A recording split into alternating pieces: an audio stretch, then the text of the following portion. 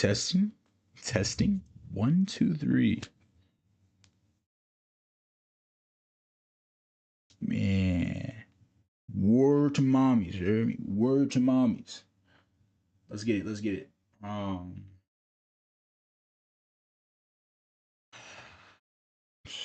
Give me 1 second. Give me 1 second. Ooh. All right. I think this is working. Hello? Hello?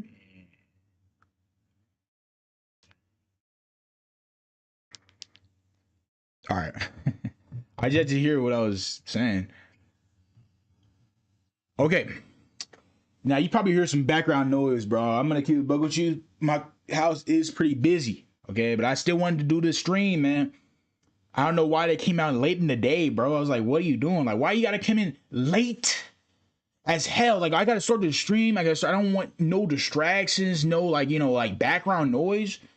But you know how life is, bro. Life just goes by. You can't do anything about it. You know that they could have gone at any time of the day. I was here at any time of the day, bro. But the first time they come in is at the very end.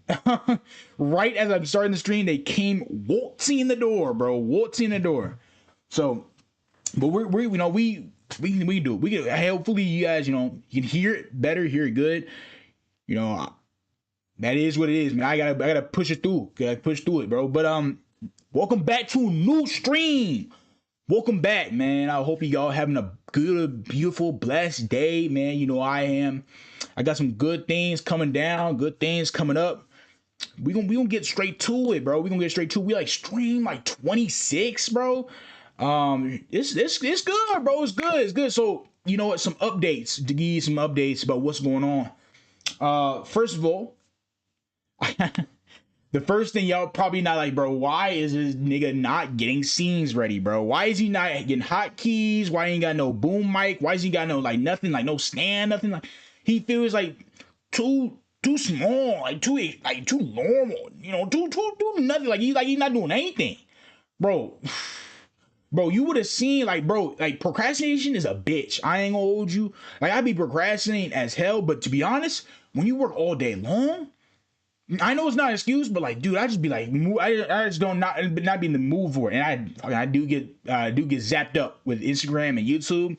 So I sometimes I don't get right to it, bro. I don't get it doesn't come in right away, but I try, I try.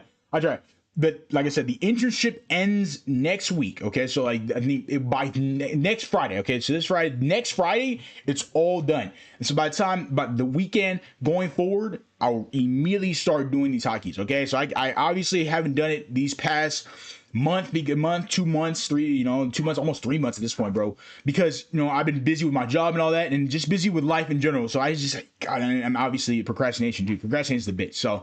I'm not gonna hold you about that. I'm telling you right now, things are gonna be changing. Also, in 2 weeks after that, I think a week after that, after I make those hotkeys, which is like August 7th, August 8th, I'll be introducing the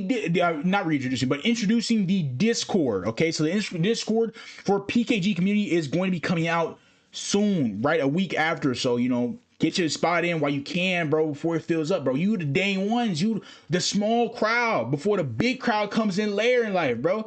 And they may not come in today, okay? They're not gonna come in then, but they may be coming in like a year, 2 years down the line. If you can wait, you wait, man. I'm gonna keep on going. I'm gonna keep on pushing, bro. I know I hold no grudges, bro. I hold no grudges. If you don't want to join, you don't want to join, bro. That's it. That's all cool, man. That's all cool. As long as you enjoy the videos, you enjoy the videos, or join live streams, you join the live streams. Now, if you recently noticed that, and this is a quick update, guys. If you recently noticed that my shorts have changed slightly. Okay, so I am bringing streams back on, like live clips and streams back onto the channel. Okay, that's not changing. Okay, I didn't upload a stream this week, because I had to stabilize basically my income and stabilize basically certain things that have been going on in my life, and so I have not been able to build that. I've not been able to put those out, but I did put out some reaction style shorts, and so I'm going to be integrating both forms or both formats into the stream, or into like my streaming, my live channel, pretty much. And so both, you'll see both shorts. You'll see a reaction short that is separate. It's not directly towards the live stream, but it's a separate video that you can catch, basically showing more of my personality. And of course, the live stream itself, live clips will also come in. That's just obviously what we do here, what we watch here. That's all live clips and all that. So that's the both. All the shorts that are going to be generated are all going to be pretty much going to this channel. I have no shorts on my main channel. My main channel does have shorts, but I'm not going to have any like shorts until I really feel like I should have some shorts for that channel. I don't know, I don't have a style or the different, like, because I want, the style is gonna be different. Okay, it's gonna be different than what I'm doing for the live channel. So sorry for the noise, guys, but you'll have to bear with me. So point I'm trying to make is that, look, I'm gonna be doing that from now on for this is time. I'm gonna be putting out shorts, reaction shorts, and live shorts during this entire time. So you'll see the back and forth, mumbo jumbo between the two. And so that's basically the main update. All right. Second update is, or that's one of the main updates. There's another main update is that I recently put out requests, and now I'm getting some script writers. Okay, so I'm going to starting to get bring my senses and structure back into place, so that I can perform well into the main channel. The main channel is going to be a lot more structured, a lot more coherent, clear, and you'll be able to hear my voice and hear my opinion in a better tone.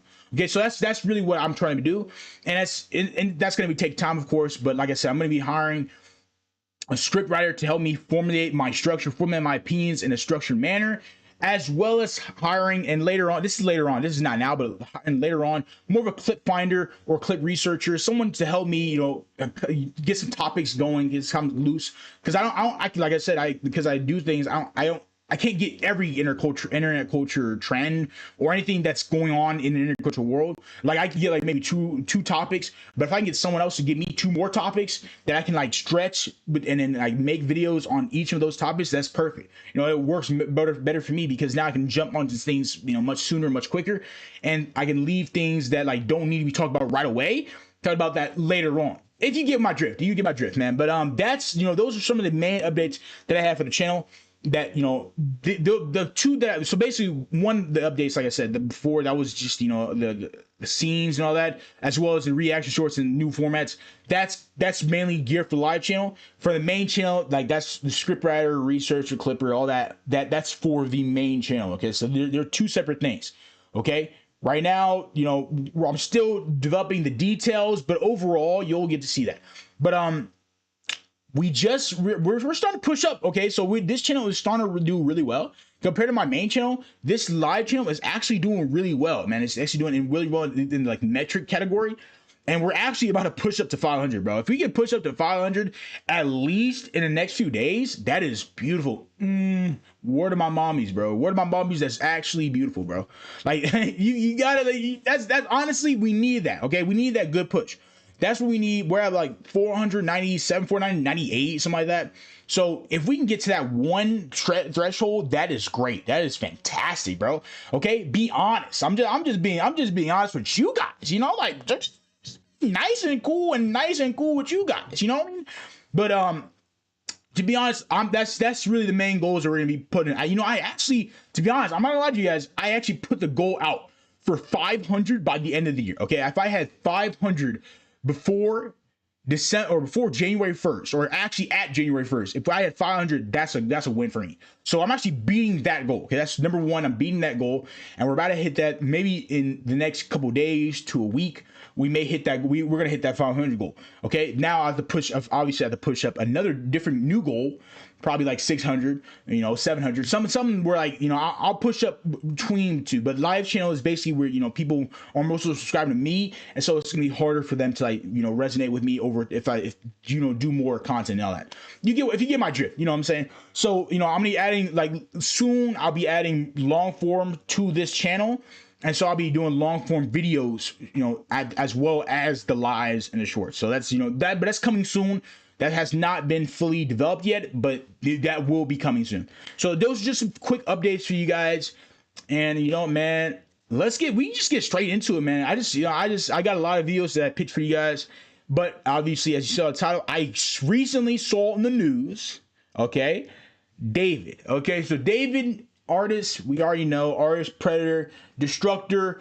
I don't know what you want to say, man. Like like the predator to no end, the groomer for life. Like there's nothing you can say to me that justifies anything that he has done, bro. I can't justify anything, bro. But he recently come on. Okay, so I don't really talk about David at all. I think the last time I talked to him was about my main channel, and that's when he first got arrested. Okay, so that's when I already talked about him then, but I never like tuned him out pretty much. But I would hear the stories, like Charlie would cover it, like, and a certain other thing, you know, other people would call it cover it. And I recently found BlackySpeaks talk about it, man. And to be honest, I heard I saw Cloud also speaking about it, but I wanted to check it out myself. So if we go here, yes. So he had like, so disturbing that I remember like they had this like 40 page, or not 40 page, but 40 like gigabyte document detailing everything David has done. So everything that he's been doing for the past several years that he was with Celeste. I think he started at 11 and now she was, you know, gone at 14. So several years of doing this back and forth, you know, actually sex exchange, if you get what I'm saying. And we got some disturbing messages. Okay, so like I said, the 40 gigabyte data that we already know, they're already the whole packet that we've already seen. We didn't really see it in detail. They didn't really actually tell us. Only like the people who are actually talking about it, you know, like the witness and that, you know, the people, you know, legal category, they were talking about it. Okay, legal staff, the attorneys, and all that. You know, prosecutors, they were looking at the data, so we didn't actually get to see the messages. We only probably saw like leaks and all that. But today, we just got access, or not today. I think it was like when did this video come out? A week ago, okay, a few days ago. We got access to the text messages of actually what they actually said. Okay, so we're actually starting to get more in line of what we're talking about. We only saw like a little bit that where the prosecutors have actually said like certain things, but we never actually got to like an actual like conversation, but we actually got multiple text messages revealed. And now we're about to do that. Now we're about to see this right now, so man. So let's get into it, bro. I haven't talked about David in a minute. And I'm so excited to get back into it, bro. Honestly, like I said, bro, I tuned the hell out of David, bro. Like he was like in the back of my mind. I didn't even care about this dude anymore. But once I heard these text messages got revealed, I definitely wanted to see it, bro. Like no cat, no kizzy. I definitely wanted to hear what he had to say. Okay, I wanted to see exactly what was said because I only got like I said, only got a snippet of the conversation, bro. I got a little Corey sneak peek, bro, a little leak. I never got the full song. Yeah, I'm about to see. I want to see the full song. I want to see a good conversation. Let's get to it though. D4vd case just gave us the clearest look yet at what was really going on between him and Celeste, because these were not just random conversations between him and Celeste. According to LAPD detective Corey Farrell, the messages show that Celeste became pregnant when she was only 13 years old. And now I remember that she did. Oh my! So I remember saying that. Okay, so I already knew that this is not new information. I already knew she was pregnant at some point. Okay, we've already said that. I think there, like in the text messages we were revealed before, she had said that like, hey, you got to take care of this baby. So Charlie has already like talked about it. So this is not new information. Where it's discussing that David would do this to go to this lengths, but I think like she wasn't like the baby wasn't like it wasn't there yet. That's what like it wasn't like it hadn't like the baby hadn't been formed yet. And when he killed her, it was like he just found out later on, or maybe it was different. I'm not sure. I'm not even sure. I gotta go back to what Charlie was saying, and the recent videos like that word was said. But I mean, holy cow! For David to do like that heinous shit is crazy on its own. But I remember her being pregnant, so you know, like I do remember it. You know, that story coming out. And it's just like, holy cow, you should be charged for like 2 people right there, bro. Honest to God, but I don't know if, like I said, she was pregnant, but I don't know if the baby was fully formed, so I can't really say any judgment on that one. You know, I wish I could say, he should be charged for 2 people, but I don't know if that baby was fully developed to become a second person, if you get what I'm saying. Went an abortion and continued discussing that pregnancy with David for months afterward. The court heard conversations about pregnancy. Wait, months afterward? Discussing that pregnancy with David for months afterward. Wow. Okay. Now I'm starting to get more back up to speed. So apparently, I'm hearing. So now it's months. Okay. So that baby should have absolutely, like, no kids. He should have been like labeled as a second victim to the David's wrath.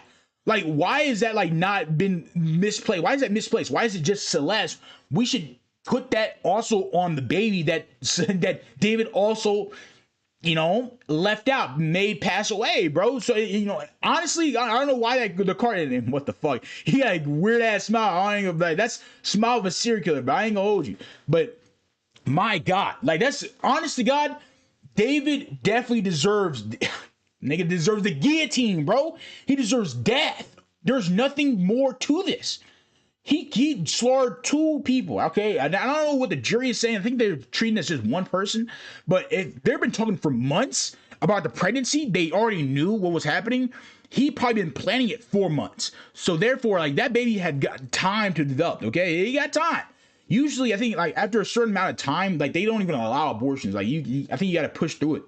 Like, I don't know. I think, like, when a baby is fully, like, certain things are fully developed to where, like, yeah, doctor's like, bro, you can't do that. That's against the law. Something like that. But I remember hearing that. So it's been different, man. The court heard conversations about pregnancy scares, Jesus Christ, keeping their relationship secret, and the intense regret Celeste later expressed over the abortion. But the messages become even more significant when you look at the prosecution's theory of the case. Well, he was trying to delete. He was trying to delete the baby. You know, obviously, he didn't want that part of his burden, man.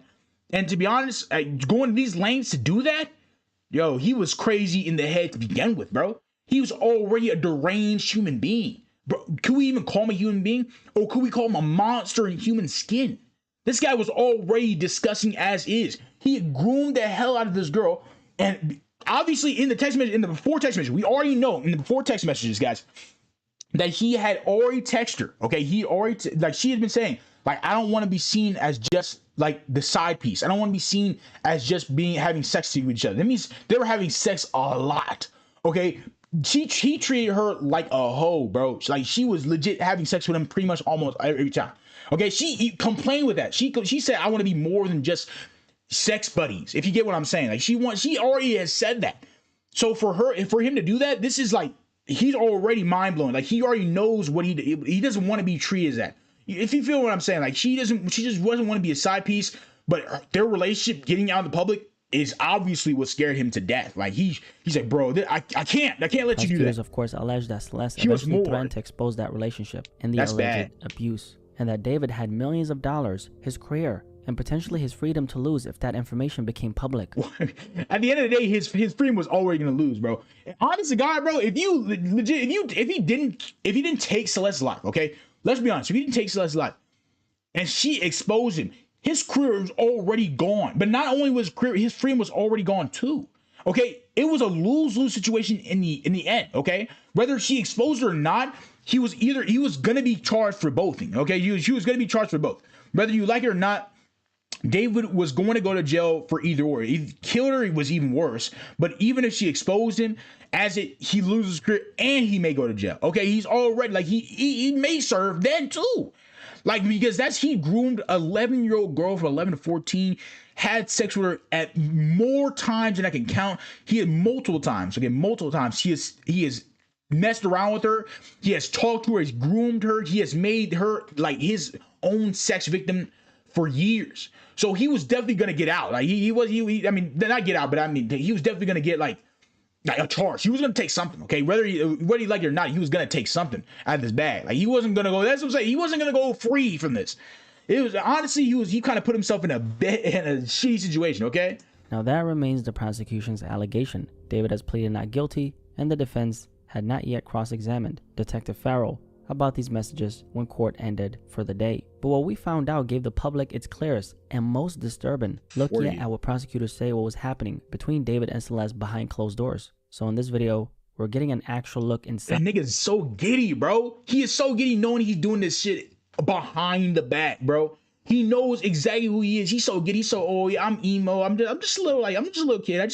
I want to be like you guys. I want to be like the other Gen Z guys, knowing that I have I'm grooming a 12-year-old little girl, bro. Having sex with her damn near all the time.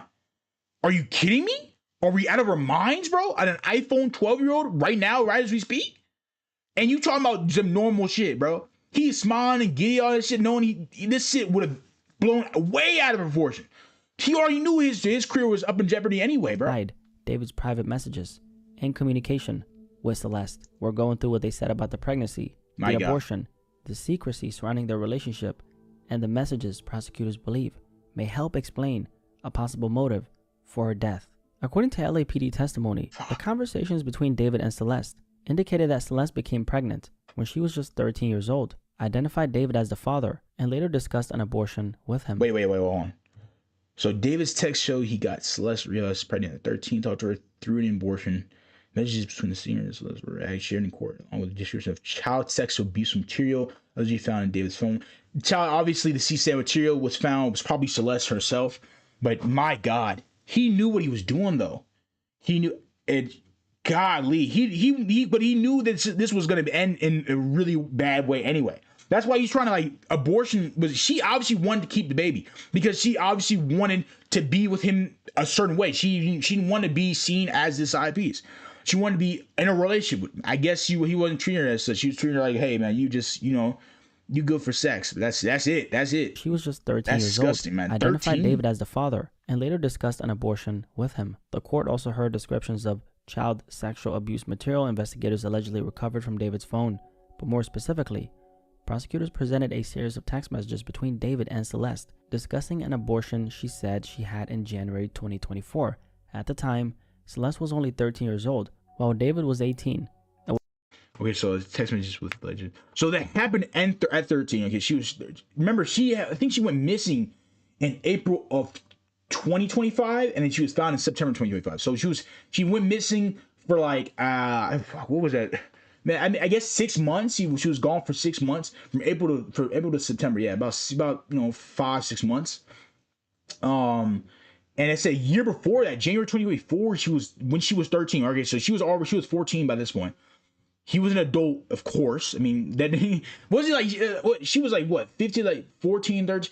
I mean, he may have been like 19 at the time, because I remember 2024 or 18 at the time.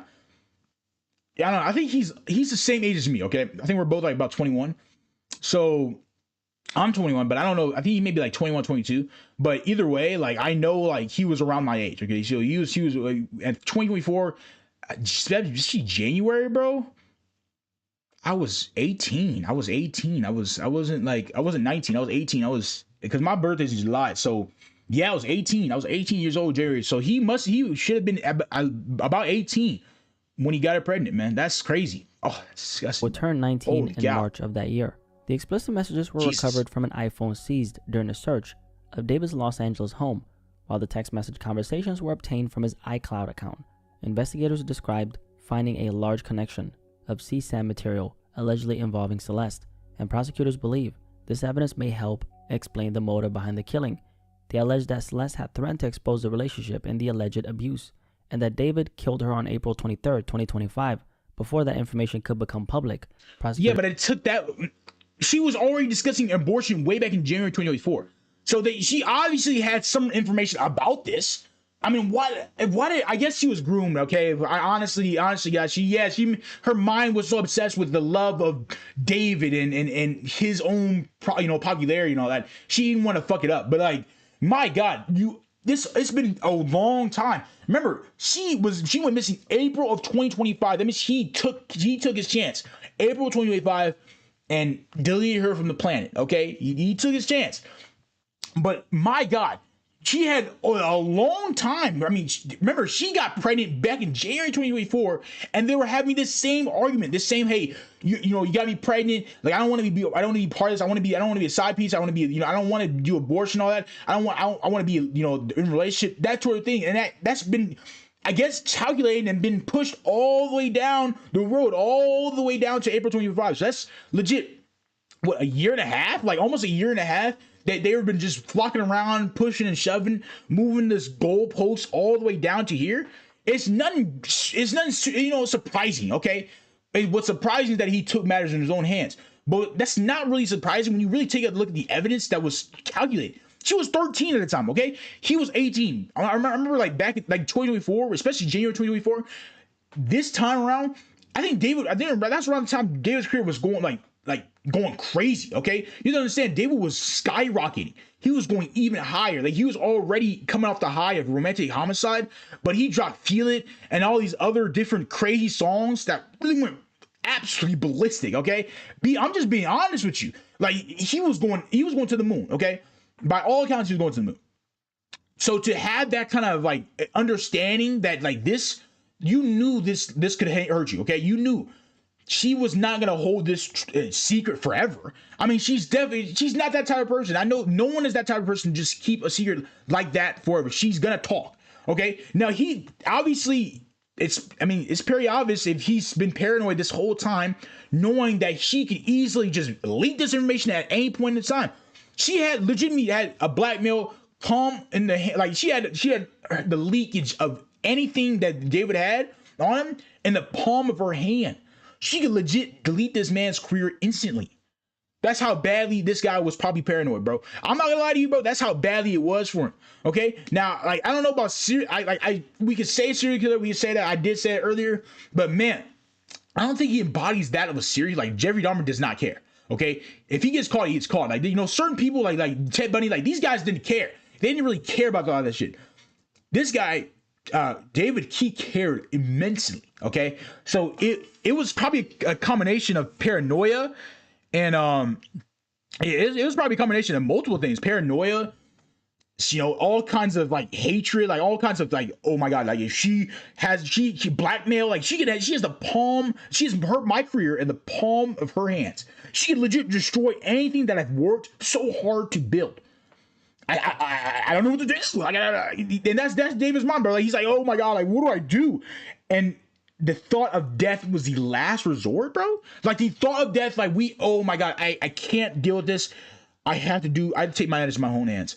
I have to end her life. Now, this right here, that kind of decision making is what gets you even worse in trouble. Because now, like, yes, his career would have definitely been destroyed. Okay, no matter what, you've already spent your time with a relationship with a 13-year-old girl. It's over. It's cut and dry. You've lost. And guess what? You had this grooming allegations throughout years, bro. Throughout years, there's nothing to attain for that, man. You can't attain your sins for that, bro. You've lost the battle. You've lost the plot. It was already over for you, okay? You take it with your chin up at this point, man. But you know your career is done, okay? You know you're going to be labeled as everything under the sun. But killing her, bro, that's even worse now, because now you're not, even if like even though let's say he didn't, let's say he didn't end her life, okay? Let's say he didn't end her life, okay? And he doesn't like he gets exposed, because he's gonna get exposed eventually, okay? He's not gonna it's not gonna stay under the water. Like Celeste was going to eventually expose him anyway, regardless. Like he's living in a state of paranoia, as he should, man. He brought along this whole train wreck for himself. Like he knew exactly what he was getting into. Okay, so when she did that, even if she did expose him and it got like Fred and yes, he did lose his career. To be honest, he may have not been a free man for a while, but let's say he would have been in jail for maybe 5, 10 years, 20 years at the most. Well, because he did do it for a few years. So I say 20 years. Now, this thing is facing the death penalty, bro. He's facing death. He's facing the guillotine. So he's already in a lose-lose situation anyway, but he was already in a lose-lose situation. Now he's in an even bigger loser situation. Hey, man, maybe it's time. Maybe it's time, bro. Maybe there's nothing to it at this point, man. You kind of fucked yourself up on this one. There's further claim that he later dismembered her body with a chainsaw inside the garage of his home. Saw that. David, whose legal name is David Anthony Burke, has denied the allegations and pleaded not guilty. Detective Corey Farrell then laid everything out. What's his name? Has denied the allegations and pleaded not guilty. Detective Corey Farrell. Ah, nice. You got a goated name. you got a nice name. You got one of the names that you just got that's a beautiful name. You and me, we match, bro. Then laid everything out for the court. Farrell, the prosecution's final witness at the preliminary. Oh, it was good. Those was good, bro. It was good. Good. Glad you can make it, bro. Glad you can be here. Read the messages out loud and described more than 36 explicit images that he said documented David's alleged. Bro, I didn't even see this picture though. Wow. Essay of Celeste when she was just 13 and 14 years old. Wow. Prosecutors said the images showed as the actual acts taking place inside David's home. But we saw this like they were already discussing a lot of this. A lot of this is like not even new information though. Like a lot of this stuff is like 40. Like he had already got like 40 gigabytes of information. Like he was already had all that stuff pulled out from the prosecutors. Like, they knew what they were fucking doing. They knew. They already had so much, like a heap of information. So when you have so much like that, you not gonna miss, bro. I'm not gonna lie to you. You got a lot. You got a lot, bro. Okay, so when you got that in the palm of your hands, you have all the information ready to go, ready on hand, ready on deck, bro. It was already packed up for him. Now, they did reveal certain things, and yes, they already said that he had multiple, and I mean multiple videos where he was committing sexual acts against Celeste, okay, or against, he had a lot of CSAM material, okay, a lot, okay, heap amounts, okay, 40 gigabytes, bro, calm there, bro, you can't even go through 40 gigabytes, like, on my phone, I don't even got 40 gigabytes, yeah, oh shit, of anything, I have 40 gigabytes, I think my phone hits at, like, what, like, I don't even know, like, I think like 20 something. Oh my, like, yo, is that bad? Is that bad? Like, but I didn't even reach that level, okay? This guy has reached levels beyond me, okay? And it's not even, sorry, it's not 40 gigabytes, sorry, my bad. It was 40 terabytes. My bad, 40 terabytes. Even worse, he had 40 terabytes, okay? I made a complete mistake. I said 40 gigabytes. My phone is not 40 gigabytes. My phone is like 100 and something gigabytes, but like, I think 130 gigabytes, but like, bro, he's got 40 terabytes, okay? 40 terabytes, not 40 gigabytes, okay? 40 terabytes. That's a lot, okay? He's got video upon video upon video, photos upon photo on photo. He's got so much information about CSAM material that he's probably got it on laptops. He got it on iPads. He got it on several phones, several iPads, probably several laptops. It's that bad. It's that egregious, bro. Like, you gotta think to yourself, like, holy shit. This guy's on a whole nother level of disgusting. A whole nother level, bro. You can't even get to that level. How would you even go through all that terabytes of data? How do you even do that? That takes months. Oh my God. How much, like, oh. And you as a prosecutor, bro, you gotta look through that shit. Every single one of that. You gotta take a look. Okay, so he's doing this position, he's doing that position. Oh yeah, he's definitely doing that's definitely sex. But he's gotta go through every. Oh, that's Celeste. But he's gotta go through every single photo, every single video on there to get some kind of conclusive answer. Oh, brother, just end it all, bro. I can't even be. I don't even want to be a witness, bro. I don't even want to look at this shit, bro. Like, the people, the investigators gotta really like deep dive into that shit. Man, pray your moms, bro. We're like, word to my mommies, bro. Pray. Like, I don't even know, like, how do you get that information out of your head, bro?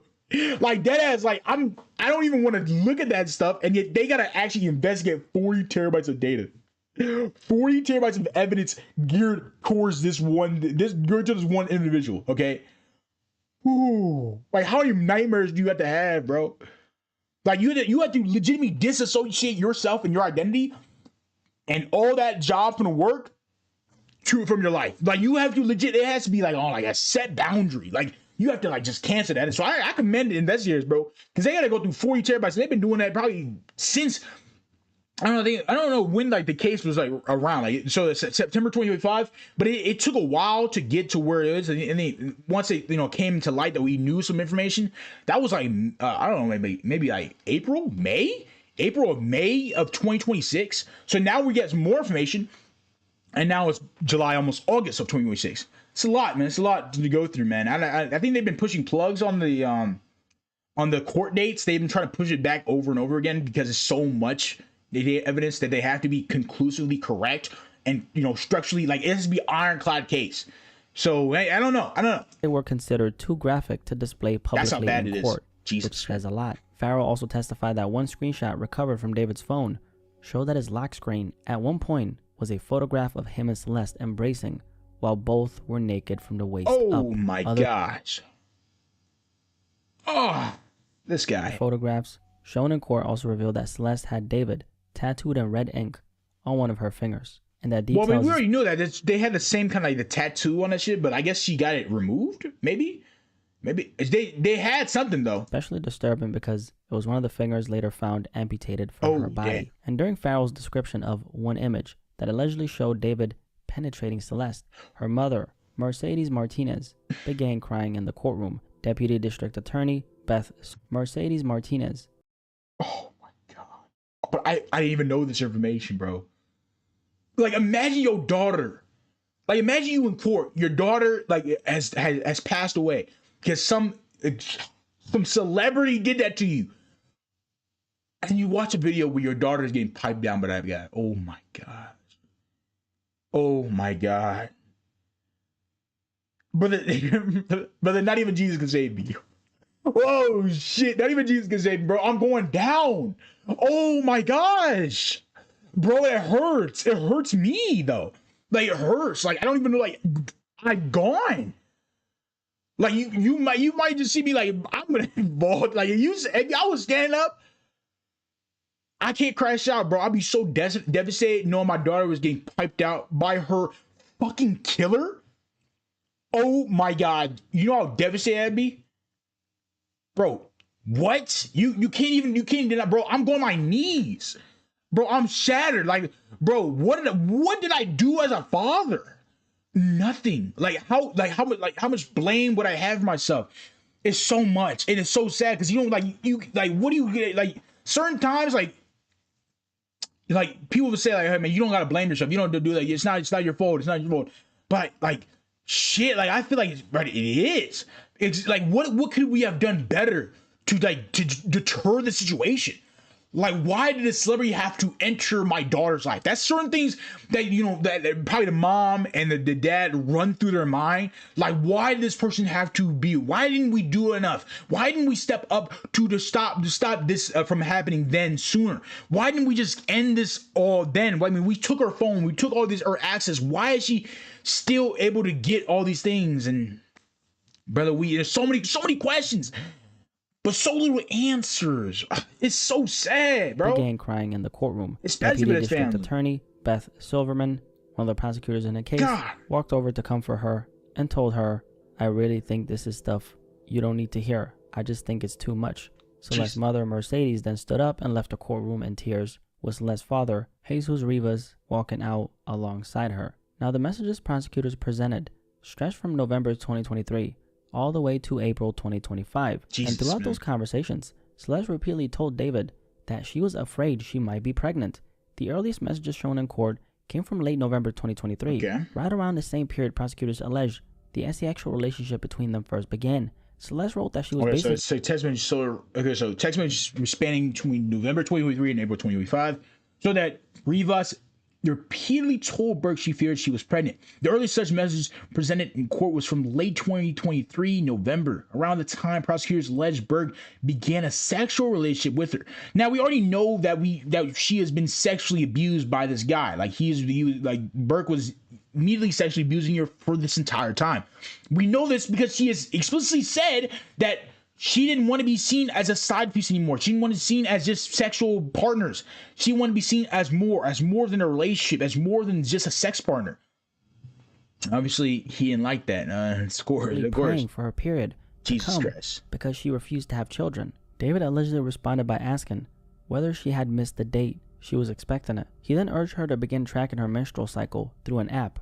Currently manifesting my period because I refuse to have kids. Okay, so she didn't want to have kids. So she didn't want to get it. Okay, so I jumped the gun. My apologies. I jumped the gun. She said she didn't want to have kids. Okay, perfect. Okay, so we got that down in the red. She didn't want to be pregnant. Okay, obviously. We just wrote it. Burke allegedly replied, "Did you miss your date?" He urged her to begin tracking her menstrual cycle with an app. "I just need to make sure you're on top of your shit," he allegedly wrote. Writing, "Okay, I just need to make sure you're on top of your shit." Now, at this point, Celeste was only 13 years old. Yet the two of them were allegedly discussing missed periods, pregnancy scares, and closely monitoring when her cycle was supposed to begin. That's bad, bro. And then the situation expanded beyond just David and Celeste. According to Detective Farrell, Celeste underwent an abortion in early January 2024. In the days leading up to how did we, I guess, parents didn't know she had an abortion? Like, I guess, if she got the abortion, right? Maybe Burke was there with her. Like, maybe they got in secret. Maybe I don't know, who orchestrated the abortion to begin with? Who knew about David's relationship on the outside, or the inside, should I say? Maybe because we already know the outside. We didn't know, okay? But we are starting to get certain things that did happen, especially the chat, for example, like his Discord community knew about the relationship. Okay, they knew a lot about what was going on. Okay, there's no denying that they knew a lot about that.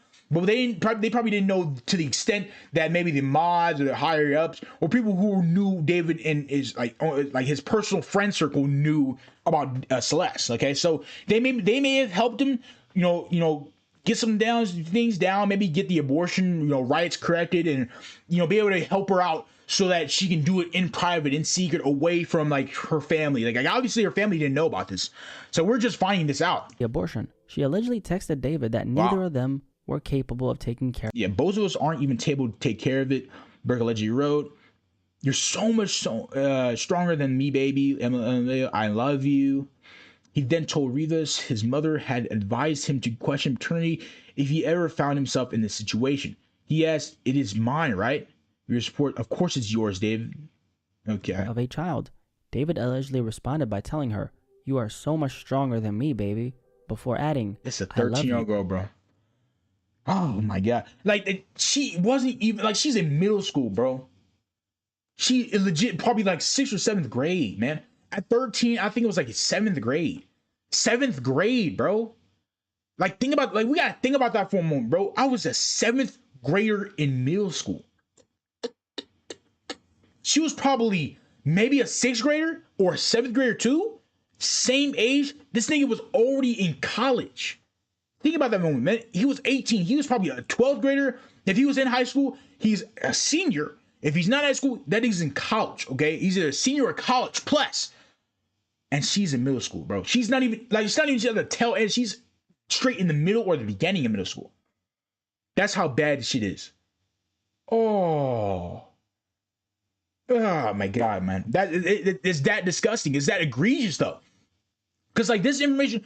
She had all this data, though. She had all this evidence. But I'm glad she did say, "Of course it's yours, David." Instead of course it's like, you, we were starting to get some like, she said it immediately. So I mean, she's starting to almost like she's tracking herself. But that's what I feel, man. She's tracking like more of the evidence that David is alleged with. But man, Jesus, this is really bad. This is really bad. Okay, this is, like I said, this is not new information. A lot of this is not new. We're starting to figure some shit out, but it's not old either. Like it's starting to come into place. But I haven't talked about David in a very long time. So I have to pick myself up back to speed. He then mentioned advice he said he had received from his mother. David allegedly explained that his mother had advised him to question paternity. In other words, to make sure the baby was actually his. So the baby, dude, are you telling me the mom knew though? Okay, so what the hell? Okay, wait a minute. Are you telling me the mom knew about this baby? Like she knew that this, like she may have not known the age of the person, but she may have known that he was having a baby, okay? He may have known that. She may have known that, okay? Or maybe we're not hearing, maybe something we're not hearing, man. We're not, something that's not being told, okay? We honestly, God, I don't know. I legit don't know. She probably has information about him. She probably has information about Celeste. You may have information that we do not know as the public. We don't know. But she obviously knew the pregnancy was there. He told her about it. So she may have not known Celeste's age at the time. Maybe just, oh yeah, that's just my girlfriend at the time. But she obviously knew about the pregnancy. And yet he didn't want to disclose that information. And I think she advised him paternity leave. He ever found himself in a situation but he obviously didn't want to be part of that situation to begin with. He knew exactly what he was trying to do. He then asked Celeste directly, "It is mine, right?" ? Celeste replied, "Of course it's yours, David." Farrell then read messages about a plan the two had created just 1 month after the abortion. That plan was called Operation What? What the fuck? Oh, that was a corny ass name. Operation Awesome. This is about to be the best time of our lives. This is going to be the greatest. It's going to be so awesome. Woo! Getting an abortion is super awesome, huh? Bro, they planned it. They dubbed it. They planned it together, though. They planned to move it together? Huh?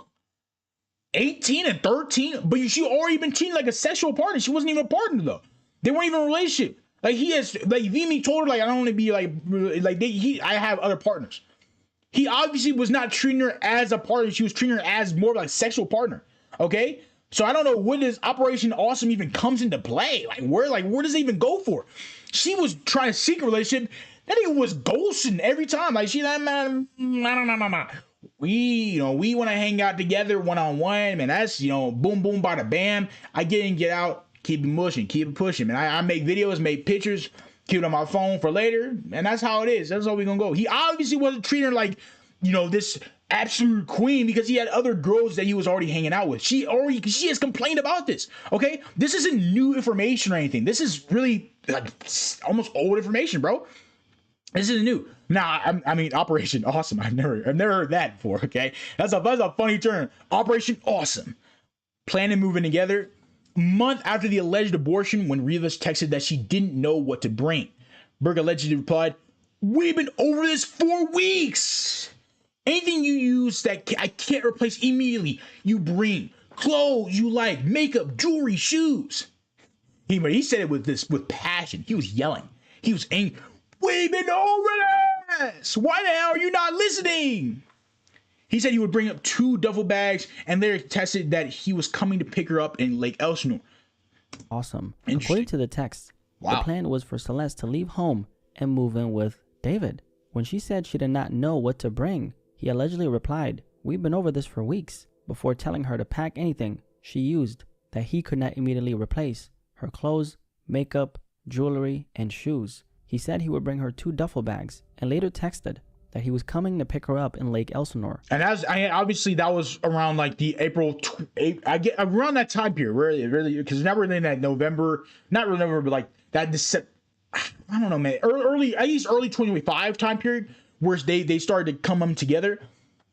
But he had planned this. Okay, this is obviously months in advance. He'd been planning this. He knew exactly what to do, what to bring, how to do it, how to act. He knew exactly what the hell he was trying to do. Okay, there's nothing around that. There's nothing. You can't like overly explain yourself. Like, bro, I already know what you're trying to do. Like, there's nothing you can say, do, or anything else. I got it. I already got it, man. It's crystal clear. Word to my mommies, bro. It's crystal clear. Okay. Now, what he obviously trying to say, like, bro, this girl, remember, she's 13. Okay, where are the fucking parents? Okay, the parents are just letting her just run off with some random nigga, run off with some guy just to his house. Like, how would you know that? Like, where's the parenting? And that's kind of like where I had the argument last time, because I was like, bro, where were the parents?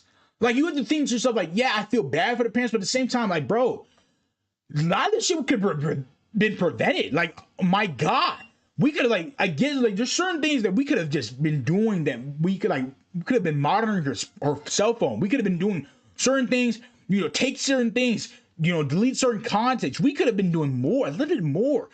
Obviously, I don't have kids, so I can't know their situation entirely. But what I can say is that, like, there's, like, if your child is missing, but you don't report the child for a while before you think to report them, that's a problem. Okay, I would never report my child missing after days. Are you kidding me? Or weeks? Are you kidding me?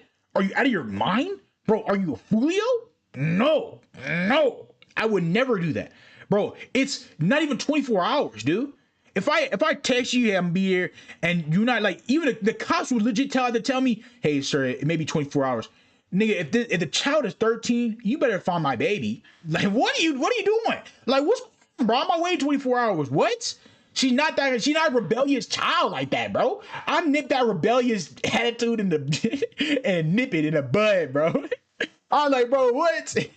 A rebellious, like, wait, I'm gonna go out and do anything. I'm gonna go party. Well, hey, whoa, now. If you're going to do that, at least tell me where you're going. Like, bro, there's a lot of things. Like, she was like, obviously, the girl Celeste did not tell her mom or parents anything. Okay, she obviously snuck out the house and just never returned. There is a boundary that we need to, like, absolutely set some shit up, man. We need to, like, bro, like, establish something. Like, you can't just waltz right out the door and expect me to, just to smile and say, hey, smile away and say, hey, have a good rest of your day. Like, never reported for days on end, bro. What? man, if you gonna keep, I'm gonna keep tabs on your information. I'm gonna keep tabs on the app. I'm gonna keep tabs on where you going. And I know I don't want to be a helicopter dad. I'm not trying to be like that, but I want to know that my family is safe. If you feel what I'm saying, I want to know if my partner is safe. I want to know if my son or daughter is safe. I want to know that. Okay. I want to be a good father, bro. I don't want to be like, off she goes. Hey, she lands where she lands, bro. No, I don't want to do that. I don't want to be that guy. Okay. So, if I have an attitude, like if you think, you're stressing too much, nigga, I'm just trying to be a good father, okay? I'm just trying to take care of my kids. That's all there is to it. Where she was from. Then on February 13, David allegedly asked whether he should hide somewhere near her house and have his bodyguard. And text legend asked Rita if she wanted to hide out somewhere near her house and have his bodyguard bring her to the car? Oh my God, no, that's so embarrassing, dude. Yeah, it's pretty embarrassing knowing that you're going to hide out somewhere, bro. What? She wanted him to hide out somewhere. What? So he obviously knew that she was trying to kidnap her at some point. Or not kidnap her, but take her away. It's obviously like she would hide out. That's just a weird response. Oh, let me just hide out behind your house, keep a low profile, security guard, and just take you when you're ready to go. That's weird, bro. That's honest to God, that's weird. That's already bad enough. Like if you ask to hide out somewhere, then you gotta go. Like that's how bad you are. You're a bad person. Okay. Let me hide out somewhere. Let me just keep low profile. Take you when I need to take you. But that's you give me directions like a kidnapper, bro. I'm gonna hide out behind your house and you come with me. Like, what the fuck? What are we doing here? Bring her. Baby, this is the most important day of my life, or of your life. Next to the wedding day, and you're worried about me being embarrassed? Out to Jesus his car. Christ. He finna marry a 13-year-old, bro. Now, are you crazy? Oh my God. What are we doing here? Oh my God, she's 13, bro. Keep down to the rest, but she's 13 talking about marriage. That's disgusting, bro. On a whole nother level. That's a crazy level. We're not like he's in his own tier. Like, forget Jeffrey, forget Ted, forget any of these guys, John Wayne Gacy, like forget all those serial killers. Nigga, this guy, David Burke, he's right here. He's in his own tier. He's in his own category. They call him David Schmavid. The Prayer David. Fuck, I don't have a name for him. Prayer David, bro. That's who he is. Groom David. Groomer to life groom for life, David, bro. I wish I had a ring to it. I wish I had a ring like David the Prayer. Nah, man, David. God. David Prated or I predated. Fuck. I'm trying to think of I don't have a name for him, bro. But honest God, there's nothing new to it. That guy, word to my mommy, he needs to go. Okay? Word to my mommies, bro. I to lose, bro. He's crazy. Like I said, none of them. Oh my God, no. That's so embarrassing, dude. Oh my God, no. So this was not just a vague conversation about living together someday. According to the message, he was trying to do it right away, though. And I don't know where that vague conversation came from. Like, oh yeah, we'll move in together. No, he was trying to get that shit done right now. 13 years old, he was trying to get that shit going. Okay, cycle it. Let's get to it. They had allegedly spent weeks planning exactly how she would leave home, what she would pack, and how David would get her into his car without drawing attention. Without drawing attention, get her in the school. You know what I'm saying? Like doesn't that feel like a kidnapping attempt? You can't tell me that's not a kidnapping attempt. Like, bro, he was actively trying to get her away from the house. Actively trying to, let me hide out somewhere. Let me bring a bodyguard. Let me get someone around you. Let me just come up behind your house. Like, bro, he was obviously trying to take her. At any point in his life, there was nothing more egregious than this. Like, this shows in full detail, he knew what the fuck he was doing, man. He knew exactly what she was doing. Okay? He was going to grab her and take her the moment he saw her. The moment he saw her. But like I said, it had to be away from everyone else. No one could see what they're doing. Set her up, man. He set her up. He replied, "Baby, this is the most important day of your life, next to your wedding day.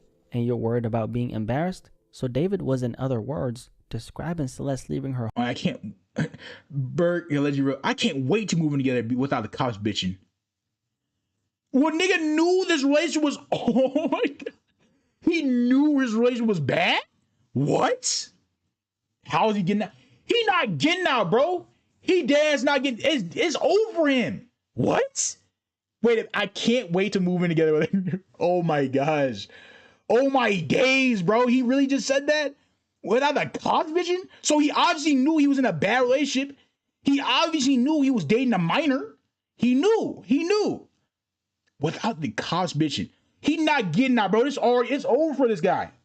It's over, bro. There's nothing to it. There's nothing to do with it. He's done. Donezo. It's called Call to Raps. Close the book. My guy. Home as one of the most important days of her life, second only to their future wedding. 2 days later, nigga knows exactly what to. And then obviously the missing reports report, the missing post. So he obviously, but why wait 2 days? What's going on? What is the 2 days? That's what I'm saying. Like, guys, 2 days? I would never wait 2 days for nothing. Okay, you talking about? But he obviously knew exactly what he was doing. Okay, word to Mario, he knew exactly what he was doing, bro. Like he knew how to, I guess, maneuver his way into her life. Oh yeah, let me just, hey baby, I just love you. I love you so much. Come on, let me take you here. Let me hide out somewhere behind the house. Let me be a bodyguard. I want to do everything for you, baby. This is the most important day of my life. Next to the wedding day, next to our future wedding. Bro, he had groomed her from the very beginning, from the very start. If you really like put a magnifying glass next to this, you'll see exactly his words and what he used to get her to use predator logic to get her like isolated. And bro, it was already rash her. Like once he got her in his clutches, it was game time. It was game plan. I mean, be honest, guys. Like this obviously was a setup. Okay, be honest. You can't tell me. You can't even lie to me and tell me like, oh my God, no, it's not a setup. Okay, like Koi, you don't know what you're talking about. This is not a setup. You stupid, bro. Like it's night and day. It shows exactly that he set this girl up from the very beginning.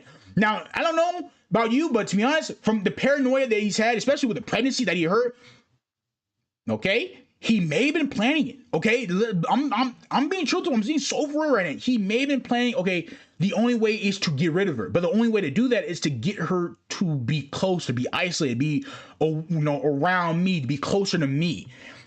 Be honest, man. I'm just laying my own opinion. That's what it sounds like. It sounds exactly like he was trying to predate. He was trying like, hey, I just want to get you isolated. I'm trying, he's putting on this baby, this smiley face, this Joker smile, but no, he knew exactly what he was doing. He knew exactly. Les was reported missing. You'll get around here. 14 months later, she was dead. Of course. And according to Detective Farrell, their communication went back even further than the pregnancy. He testified that David had been messaging Celeste as far back as 2022, when she would have been only 11 years old. The messages prosecutors presented were often, as he actually explicit, and at times controlling. Now, as far as the messages that Celeste... remember, at 11 years old, she's an elementary school student, bro. Like, nigga, 4th grade or 5th grade. 4th or 5th grade. Okay, back when I was 11, I was like 5th grader, bro. This guy is in high school, okay? There's nothing around it. He was 18 at 13. Let me see, 16. When she's 11, bro, he is still a 10th grader in high school, okay? A 10th grader in high school, maybe even more, maybe a 11th grader, 10th or 11th grader in high school, a sophomore or junior, bro. And he getting around with an elementary school student, a girl who got recess still. Be honest, bro. What? Nigga, she don't even got like nutrition or something like that. She got recess. Bro. You can't make this shit up. you can't make this shit up, gang. Oh my God. I wish I had a sound dick, because that's exactly what he needs, bro. Like a vine boom. You can't make this shit up, bro. Oh my Celeste God. Messages could be affectionate, but they also showed moments where she appeared distressed and emotionally overwhelmed. Then on June 11, 2024, David allegedly wrote that he could not wait for them to move. I cannot wait for him to move. Okay, wait, where are you in together without the cops bitching. Wait. So he did say a few hours later, he said he wanted to gather her documents so they could dip out the country and get married in Italy. Oh, he been planning this. Now, I don't know about her. Like, you just remember, you have a family, okay? Your family does not even know your whereabouts. So now you've left your family for a nigga that they probably don't even know, okay? I think they met him one time. I heard in the documents, okay? We heard back in Charlie's video that they met one time. The parents met him once in an interview, one time. And they never saw that guy again. And I don't think they even knew he was David at the time. They thought he was just some regular black guy, that she was his age. But my God, like they probably did. To be honest, I'm not gonna lie to you, bro. They probably did not know him. Okay, so he knew exactly what he was doing. He was planned this, okay, for months, probably even a year. Okay, he even planned it. Like January 24th is when the pregnancy started. Okay, you already know that's pregnancy scare. Got him. Okay, that scared me. So is it mine? Oh yeah, he definitely was scared. He was paranoid and scared for this because this could have ended everything. So he didn't probably plan this way back in January 2024. He knew exactly what he was doing. He told Celeste he would take her out every day, and she replied that she missed him deeply. But only a few hours later, the conversation took an even darker turn. Oh, damn. David allegedly told her that he wanted to gather her personal documents so they could leave the country and get married in Italy. So this was no longer. Well, he was trying to get away from America. But he obviously knew his career was in America, so that's obviously the case. But he knew exactly, he was trying to get her to a second location. Well, he already got him to her second location, okay? Just taking her away right then and there is the second location, okay? Okay, he got her away from the house. That was the isolation. That was a trick.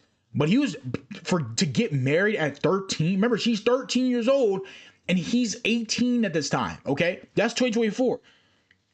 This guy is a disgusting bastard, bro. He knew exactly what he was getting into, though. Like, there's no harm, like, all harm, all foul. This guy knows exactly what he was doing. Talk about seeing each other in secret. According to the messages, he was allegedly discussing a future where Celeste would leave her life behind, move in with him, leave the country, and eventually get married in Italy. Soon after that, Celeste became afraid. I mean, I guess he was trying to, David was trying to, like, delete her life. Like, not in, like, delete her life as in, like, death later. That was later on. The death was later. But he was trying to delete her life, like as her family away from her life. Like he wanted her to eliminate everything she's ever had in her life. He wanted, like, wow, that's how isolated he wanted her to be. Like that isolated, where like she was so dependent at this point on him only. Nothing. She was like almost like a prisoner of his own life. That's egregious, man. And he had planned this, man. He knew exactly. He wanted her to end the entire saga she's had, her whole like life as a student, as a person who had friends, who had family. Nah, fuck all that, yo. Fuck all that. Come with me to Italy. Once we get married, leave this life behind. End it all. And it's just me and us, me and you. And remember, because David was rich and because she was not, she's a still kid. She's, she wants the money and all that. But she doesn't want. She may not want the fame and all that, but she wants to be with the guy who has it. She's entirely dependent on this guy. So when you're a woman who's entirely dependent on a guy, okay, whether I don't even care about young or old. If you're in a relationship, right, where you're a guy and there's a guy and a girl, right, or is even a guy and a guy, either way, it doesn't matter. But the partner you have and you're entirely dependent on that person, you failed already, bro. Because the second they leave, you're lost. You lose everything. Okay, it's not even about marriage at this point. Like if you're dating. If you don't have, like, even if you're married and you don't have a prenup, like you're done. You're donezo. Like if you're entirely dependent on this one person, you will have no income for the rest of your life, bro. You need to be independent as hell. Okay. For Celeste's case, because she was so caught up in the money and all that and the fame, and because she obviously is very young, this would have ended very badly for her, bro. She would have been like, even if he did not kill her, even if he didn't go to that lengths, she still would have been entirely dependent on this guy's life. I mean, if she were to like leave, she would have nowhere else to go. She has deleted her family, her friends, everyone from her life. She is, effectively, if she moved to Italy with her, she effectively is cutting herself off away from her, everything she's ever done.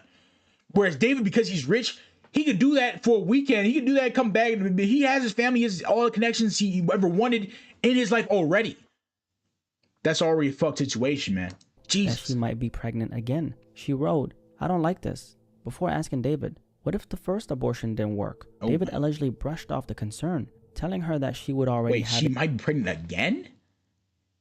She feels she might be pregnant. She was already pregnant. So now she's trying to think she's pregnant again? I don't like this. What if the first... Okay, so Burke says, I don't like this. What if the first abortion didn't work? Burke said, you would have a baby bump, LMAO. You have hella periods since then. What you smoking? Nah, first baby gone already. A baby bump, and pointing out that she had experienced multiple periods since then. He then wrote, nah, first baby gone. Celeste's messages indicated that she was anxious, that the abortion might have not worked. Yeah, she was, obviously in her message, she was stressed. She was stressed, man. She didn't want to have the baby, so she was stressed. And he was brushing it off, but I could tell he was definitely probably paranoid too. He didn't want to hear it. And David's alleged response was dismissive. Instead of taking her fear seriously, he mocked the possibility, treated her concern as unreasonable, and then reduced the pregnancy to the cold statement, nah, first baby gone. The entire response shifted attention away from what Celeste was feeling. And she was obviously stressed and, filled with, anxiety. She was filled with this, like scared that this abortion didn't work. And he indeed was dismissive. But we're not gonna, skip over the fact that she kind of put herself in, she was groomed into the situation. And obviously, David did not treat her as in a relationship with him. Like, he obviously treated her as more of like I said multiple times, a side piece. Okay, she is not treated as like I love you for you. No, she's treated like I love you for the sex you give me, or the love, the crazy fun life that I have with you. Treated a deeply serious situation as if her anxiety was ridiculous. Didn't matter. Then on June 19, Celeste allegedly told David that she would come see him and sleep over, but she added one clear condition: just do not get me pregnant. David allegedly replied that they had done a good job avoiding another pregnancy and claimed the first and only time it happened was because of a damaged condom in December. Now, around that same time, another message revealed that David's mother knew him and Celeste were having sex. When Celeste asked whether his mother... Okay, so I remember I said I had a feeling that mom knew about the relationship. Okay, so I had a feeling that mom knew that he was having sex, and I knew she would have some level of information regarding that she may have been understanding that the relationship was happening. Okay, she knew that it was happening. I said earlier, this definitely helps my case. Okay, I'm not gonna lie to you, bro. It helps my case. Your mom know we had sex yet? Burke said she thinks that the first thing we're gonna do when we see each other is to have sex. My God, she already knows exactly what's been happening. So his mom has been hiding this under the rug too. Okay, now I don't know if she knows Reva's age, but the mom obviously knew more information than she was leading on to begin with. And she had said in an interview that she didn't know nothing about this, okay? So she obviously lied about this. That's a lie. That's a lie. Okay, she lied in a previous interview. She had said, I don't want nothing to do with this. I had nothing part of it, no part of this. This has clearly showed that she did have a clear part in this. She knew exactly what was going on. Point blank too, man. She's like, oh wait, but that's the first thing you're gonna be doing. Like, she knew they were having sex constantly. That's how bad it was. This is how bad she knew. Like, Bert obviously knew that his mom knew, I guess, or probably his family too, knew that he had a sexual partner. It wasn't really a relationship. It was more just sex. It's pretty obvious that Rivas didn't know that either, and he told her. He told her straight up. Obviously, Riva explained, she expressed her anxiety about it, saying that I don't know if this is going to work. I can see you and sleep over, just don't get me pregnant. I don't want to be part of that. And of course, David allegedly replied that she believed sex was probably the first thing they would do when they saw each other. And that detail matters because it suggests their asexual relationship was not completely hidden from the people around him. At least according to David's own message, his mother understood that him and Celeste were having sex, and Celeste was still only 13 years old at the time. Okay, so she knew that. Okay, but I don't even know so mom may have known that did she know she was 13 though?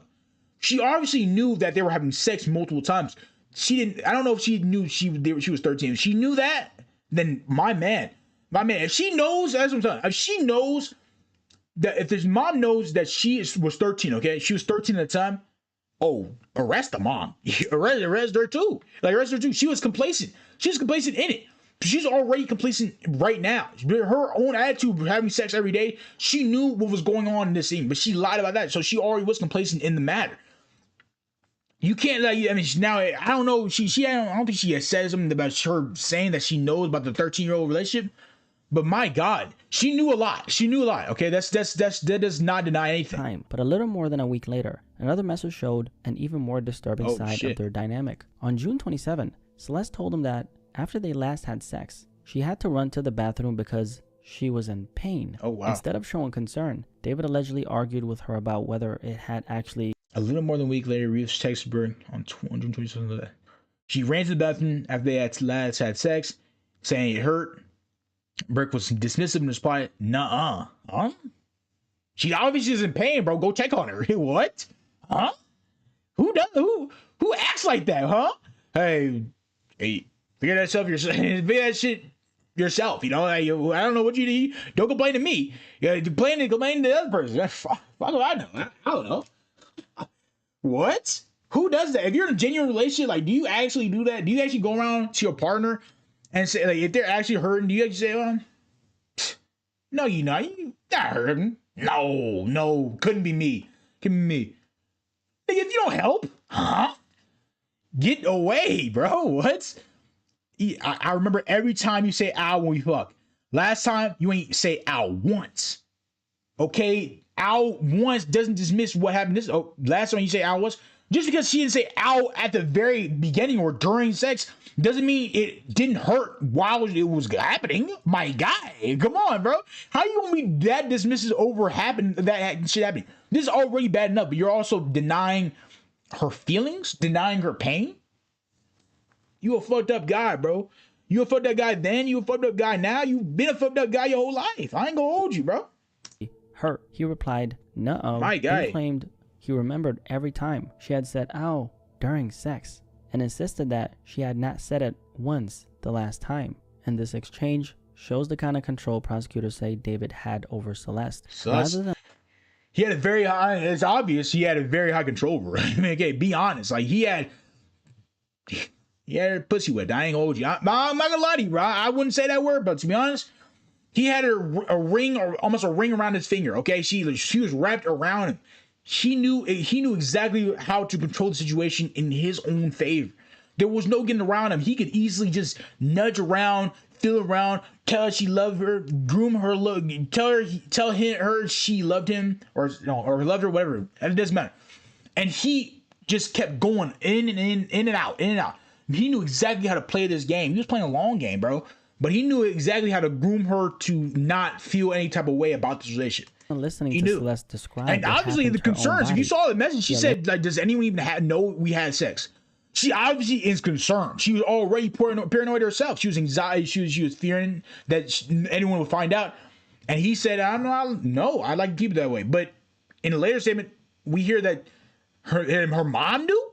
Not her mom, but his mom knew. So you're saying that? Oh, come on. What are you saying now? You just said, like, no one knows we had sex, but now your mom knows we had sex? That defeats the whole purpose of no one knows. So we obviously know that someone knows. Okay? Mom is you already just exposed the mom for knowing. Okay, so that's why the whole statement was a lie. Usually dismissed her pain and tried to tell her that her own memory of the experience was wrong. Then on July 10, Celeste asked her own memory. That's the gaslighting behavior he was doing, manipulation that he was doing from the very beginning. That's what I said. That's all about the grooming situation. That grooming used that manipulation logic to, hurt the victim.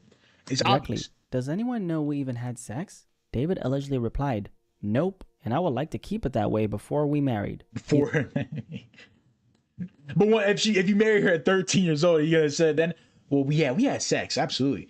I'm 18 years old and she's 13, but we had sex." What? Huh? What? Let's get married next year and make the baby. Simple. What? So that means, let's say you're 19, right? This is July 10th, right? 2024. He said, let's get married next year and make that baby simple. So that means you were going to be 19, around 19. That's July 2025. You'd have been 19. Or about 19, I guess between 19, 20. but she would have been like 14 right around the time before you killed her. But she would have been 14. Okay, it's still a bad situation. You already knew what you were doing. There's nothing around that, and I don't know why she thinks that there is. Then added that they should get married the following year and make the baby simple. So even while they were discussing marriage and having a child in the future, he was allegedly making it clear that their sexual relationship needed to remain secret. It needed to remain secret, though. But by August 30 of that year, Celeste's messages had taken a much darker turn. She began sending David a series of emotional messages about the abortion, writing, "Realistically, I care about you. I killed my kid for you," Celeste wrote. In another message presented in court, Celeste described what happened as taking an innocent life of a little baby. So, oh man, she okay. So she's starting to have regrets, I guess. Regrets, flashbacks. She's starting to hit her a bit different. I can't. What do I even say? I don't even know what to say in that situation. Like she kind of explained it all, man. She's starting to feel regret. She's starting to feel like, hey, maybe her innocence was lost. Maybe she shouldn't have done the decisions. She shouldn't have made the decisions she's made. She's trying to have a brain. I don't know. Like she's trying to see it, but I'm not sure. I'm not sure, bro. By this point, her messages indicate that the abortion was still weighing heavily on Celeste. It was. Obviously, but she's been feeling anxious this whole time, paranoid this whole time. She obviously didn't. She cared a lot about that baby. Okay, so it's been probably weighing her since way back in 2023 or 24, and it's been happening ever since. Not simply questioning the decision. Man. She was expressing intense guilt over it. And for someone so young, she was remarkably clear about what she was feeling.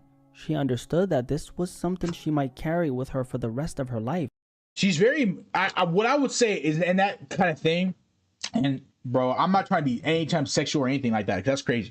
What I'm trying to say is that her mindset with regards to how she's feeling is more of a mature mindset. Okay, that's not what, I'm not saying that, she's young, so no, and that's never what I'm saying. Okay, I'm saying she's taking like the emotional pain in a much more mature, serious light. Okay, she's feeling a certain type of way. A lot of people that would very much cry and ball tears and be very depressed. She obviously was feeling that kind of pain, but she was openly talking about it. Some people would close themselves and just like be very depressed and just like kind of lock up. But she wasn't locked up. She said she explained her thoughts, explained that this is weighing down on her. She explained that this she regrets making the decision back then. Okay, now that's shame, man. I didn't know she was dealing with all that. Now it shows you more depression. And she was able to put that into words. That's pretty cool. Celeste told David that she would. I mean, it's not pretty cool, but if you know what I mean. Like she used thoughtful words to express her feelings. Child had they continued with the pregnancy, but instead of acknowledging the regret she was expressing, David allegedly told her that keeping the baby would have been selfish. The exchange shows them responding very differently to what. What? Well, how do you respond to that? Selfish, bro? What? It's her feelings, though. Yes, it is a two-way streak, okay? But you groomed her, dude. You have kind of like manipulated her and gaslighted her into legit destroying everything, like just taking away her life, taking away her livelihood, her future, or anything that she ever dreamed of having, or anything she dreamed of having. Like obviously, with the baby, she dreamed of having that. She dreamed of having that baby, and you destroyed that too. You have essentially been creating these roadblocks in her own life, in her own mind, and she is expressing her own pain. And still to this day, you're dismissive about this. You never cared to begin with, and that's where like Celeste should have drawn the line. She should have pulled back. Okay, he has never cared about you once. Okay, Celeste, I'm sorry to hear that. I'm very sorry that you had to endure what you had to endure, and rest in peace. What I would say is rest in peace, 100% rest in peace, Celeste. Justice for Celeste, I would say also too. But also in that sort of instance, there's certain things that were like Celeste could have done a little. I mean, I'm not blaming her. Okay, I'm not blaming her or anything on this. But I'm just saying in terms of like logic, like certain things. Obviously, she cared a lot about David. Okay, but it's obvious that every conversation she had, any deep conversation that she wanted to get into with him, he was very, very dismissive on anything she had said. Anything she said, whether it's, hey, I feel like this pain is weighing down, or I don't want to get pregnant, I don't want to do this, I don't do that, I'm anxious, I feel anxious. Has anyone said anything? He has been very dismissive, not condescending, very manipulative and gaslighting, as if like she doesn't need to feel pain. I don't care. I don't like, bro, just listen to me. Just listen to me what I have to say. Or I don't want to hear that. Stuff like that where like, she's not really respected. She's not really loved in the relationship. She's more of like this person in his life. Yeah. She's like the sexual partner. Hey, you're just a side piece in my life. You're a fun time. I don't move the ball around. You're not that person. They're pass controller type of business. And I don't even want to say that, man. But that's kind of how he's acting this way. I mean, he's not acting like he loves her. That's what I would say. Celeste was expressing grief, guilt, and the feeling that she had given something up for him, while David allegedly defended the decision and framed the alternative as selfish. Celeste then wrote, "David, I'm gonna have to lie to people around me, even my kid, for the rest of my life." Celeste told David that she avoided talking about the abortion because it made her extremely upset, adding, "I'd do anything to have it back." See, that's kind of where I was coming at. Yeah, that's kind of where I said like she wanted to keep the baby before. Now she didn't want the baby at the beginning, but I guess I came out strong, bro. I was right in the end. She obviously wanted the baby back. And I understand that psychological turmoil, like that baby, like you gotta understand that later on in life, like, hey, maybe I should have done this, maybe I should have done that. I hear that. Okay, but certain things do come into play in this sort of thing that could have cost you anyway. I mean, having a baby at 13 is already irresponsible as enough. Like, I know you want to keep the baby. I know that. I understand your feelings. I 100%. I get it. I get it. And I never said I was agreeing with David. Okay. I'm not saying his selfish comment was absolutely abhorrent. Like, what the hell? Like, this guy's crazy as hell. Like, goofy ass nigga here. But what I am saying is that with that kind of circumstance, as a 13-year-old child, it's more like a teachable moment. And it's really for the parents. They should have taught her not to do that, or to help her, educate her more on that fact, because like, there should have been more boundaries that should have been placed. Man, there's nothing I really can say that really can bring the situation back to light. I can only say that like there's certain situations where we don't need to be involved in. Okay, this situation where it didn't need to go this way, but it went this way because she was groomed, and she obviously wanted to be around someone who embodied that kind of popularity that she probably sought after. But the point I'm trying to say is that 13 years old is super young for making tough decisions, and to relay that information, that tough decision on someone who's that young is very deep and very saddening. Like, you have to he brushed her aside. When you're that young, you have to really teach, and he did not teach at all. Like, he did not, like, if you were gonna be like, you're already a bad person, but if you're gonna understand her pain, understand her or what she was going through, you have to treat her with respect. You have to treat her like you feel what I'm saying. Like, you have to you have to go out of your way to do things that are to appease her in a way that you have to help her out, to be a better person towards her. You don't brush things off. And that's for anyone. That goes for anyone. Any partner you have. It doesn't matter. Like, obviously, of course, age matters 100%. Okay, but if you have a partner in your life, if they're going through tough times, whether like it is a deep conversation they want to have with you, especially if you never be dismissive, bro. You always want to have that deep conversation. You want to have that bond. You want to have like understanding of one another, because that's how communication works. That's communication. That's how real love it strengthens. When you have those kind of conversations, when you're able to talk back and forth with each other and love each other to that extent, that's connection. That's communication. When you throw shit off, when you're thinking too much, you're overthinking it. Don't worry about that, or stuff like that, where you're brushing off the person's feelings and their own thoughts. You're almost pushing them away, you're pushing them away from your life. You don't really care about their situation. You don't care about what they're feeling. You never really did. And if you keep on doing that, you never really cared about them to begin with. So that's kind of the lesson I'm hearing, bro. But in David's alleged response to Celeste, was extremely cold. He wrote, "Let's end that here," before adding, "I don't like talking to you when you're upset." Let's end that here. I'll talk to you when you're upset. She said, I'm saddened by it, and even more saddened by the way it was conceived outside of marriage and outside of the way I had pictured my first child going. But I don't dwell on it. Celeste then asked how he personally felt about the abortion. He said he obviously still with the same dismissive, abusive behavior. I don't want to hear it.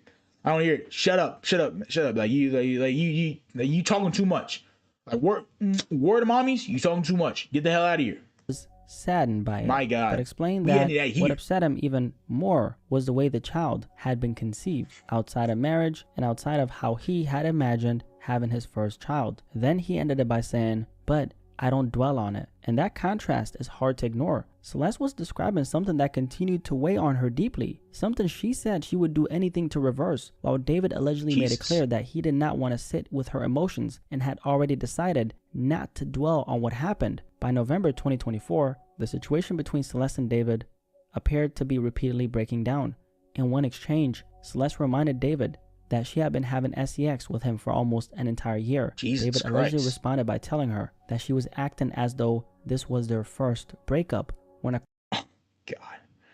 I mean, I knew they were having sex for a long time, but godly, Jesus Christ. It's a repeatable thing. Like, you just can't, godly, they've been having sex for so long.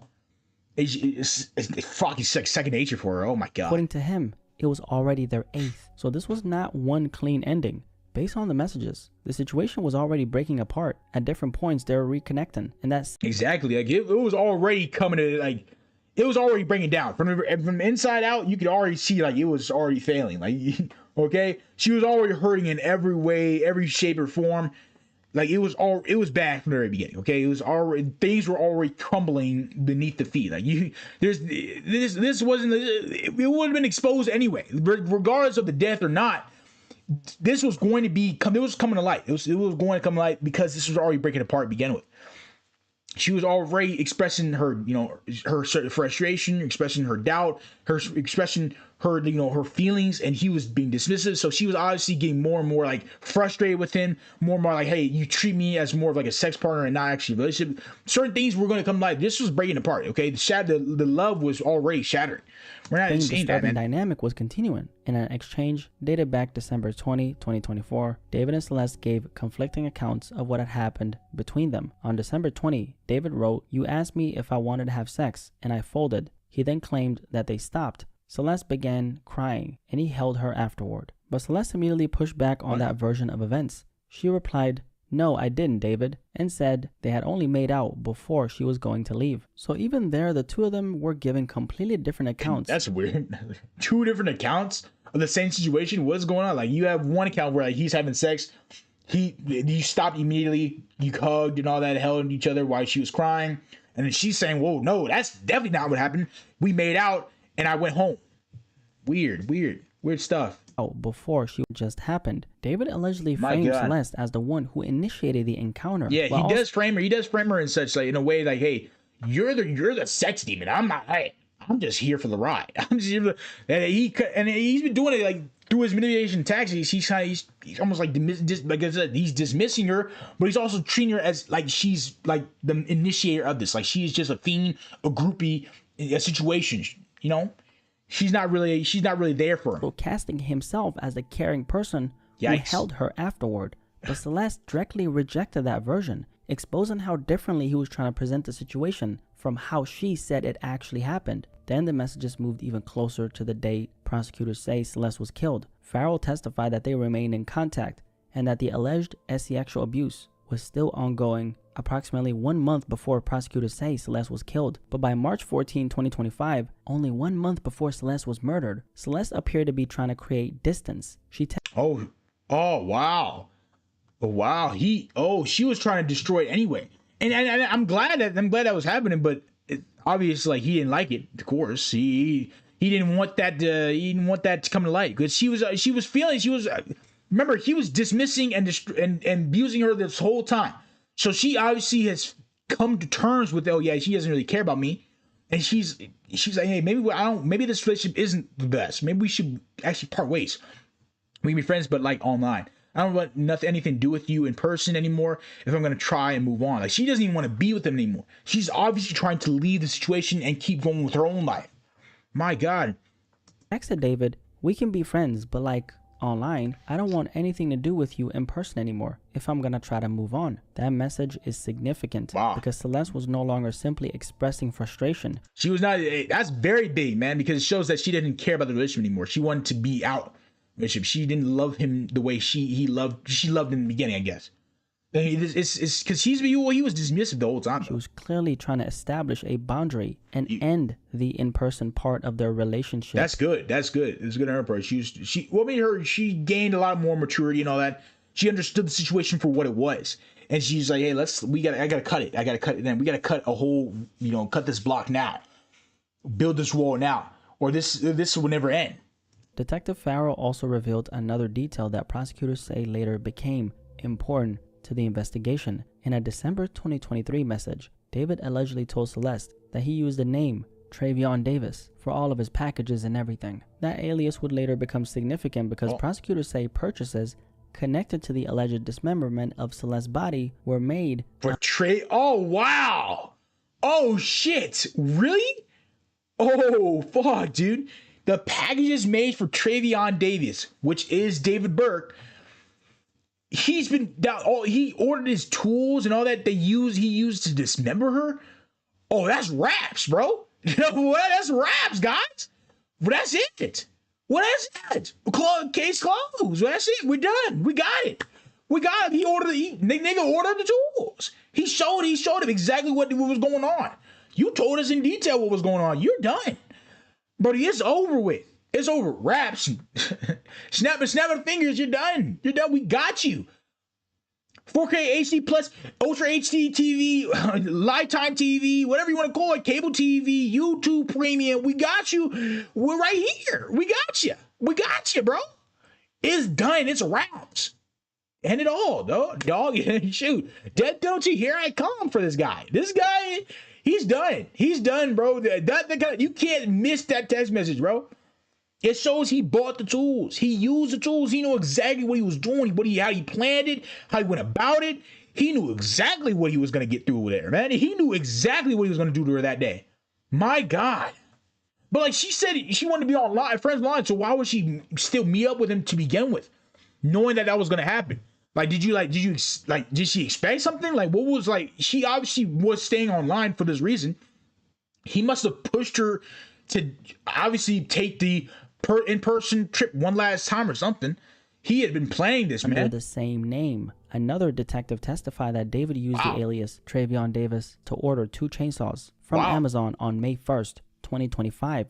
Then 3 days later, investigators say he purchased a 3rd chainsaw from Home Depot and had it delivered through Uber Postmates.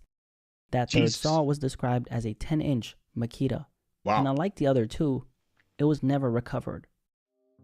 And those were the main messages revealed during day 4. He bought them and probably destroyed them after he had dismembered her. My God. Now, there were more conversations presented in court, but I wanted to focus on the exchanges that mattered most. The pregnancy, the abortion, the secrecy, the way their relationship was changing, and the repeated moments where David appeared to dismiss, pressure, or manipulate Celeste. These are also the messages prosecutors believe may help explain a possible motive. David has pleaded not guilty, and the defense have not yet cross-examined the detective who testified about all this. But based on what we found out, these messages gave us the clearest look yet at what prosecutors say was happening between David and Celeste behind closed doors. What really stood out to me was showed everything.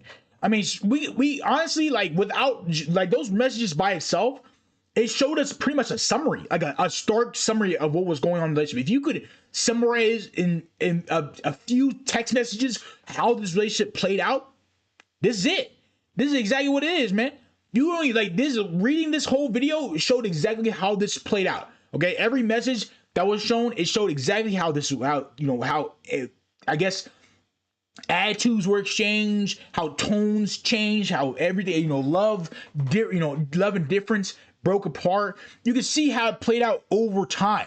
Okay, it didn't start at, it started at their pregnancy back when, in 2024, maybe 2023 is when where it was talked about, but it's moved in this, kind of I don't know, cycle of effects. It's almost like this train wreck that was geared to happen and it was just coming back and forth, and rolling back and forth, going to this wall that we already saw coming. We already saw this wall was built in the distance, and this train was just chugging along straight to the wall.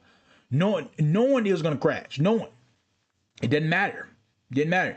But we see the train wreck happening. Okay, it was like a human being watching a car crash unfold.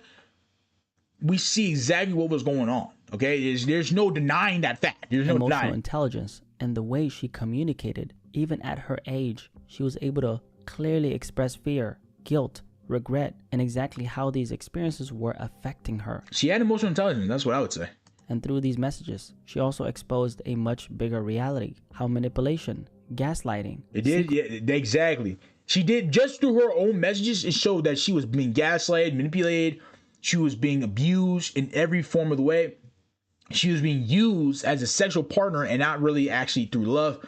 It was mainly geared for you. Like she was a tool.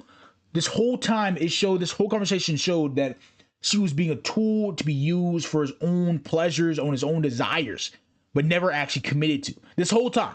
Secrecy can shape what happens behind closed doors. This is what stayed with me the most. And that's where I'm going to leave this video. Rest in peace to Celeste Rivas Hernandez. Rest in peace. Rest in peace. Justice will be served. Justice will be served first, but she's obviously showed that she feared the whole time. Now, I already knew, I remember her saying that she, like I said, this whole situation is such a backhanded situation, bro. Not gonna lie to you, it's such a it's certain things that Jeffy could have just been changed. With like certain things that we could have like fixed, but we can't go back, man. We can't go. It's that bad. It's that bad. Okay, there's nothing more to it than the fact that we have seen this train wreck happening in full time, in real time. Every single message that was being said, from his abuse of the relationship dynamic, his manipulation tactics, his gaslighting, or her feelings, and what she's been feeling. Her being anxious and anxiety, creeping up, her depression, him dismissing anything and treating it as if she's just overthinking it, or like, you're not really seeing the situation for what it is. Oh, I love you, baby. This grooming effect that kept on going, kept on chugging along. It was all part of the same train that was heading and geared for that wall. There was nothing. There was the car, like a car crash dummy in that car, that same car that's going straight to the wall. That's exactly what this whole relationship was, man. Justice for Celeste, man. But you're gonna get your justice. I promise you are. I mean, this is definitive facts that a lot of this shit. David planned this. Okay, he planned this months ahead. Nothing about it, man. Hey, love from India, bro. Love from India, bro. Thank you. Love y'all. But all seriousness, guys. There's nothing around it. Like, you can't even go against him. And David is abhorrently the worst person imaginable.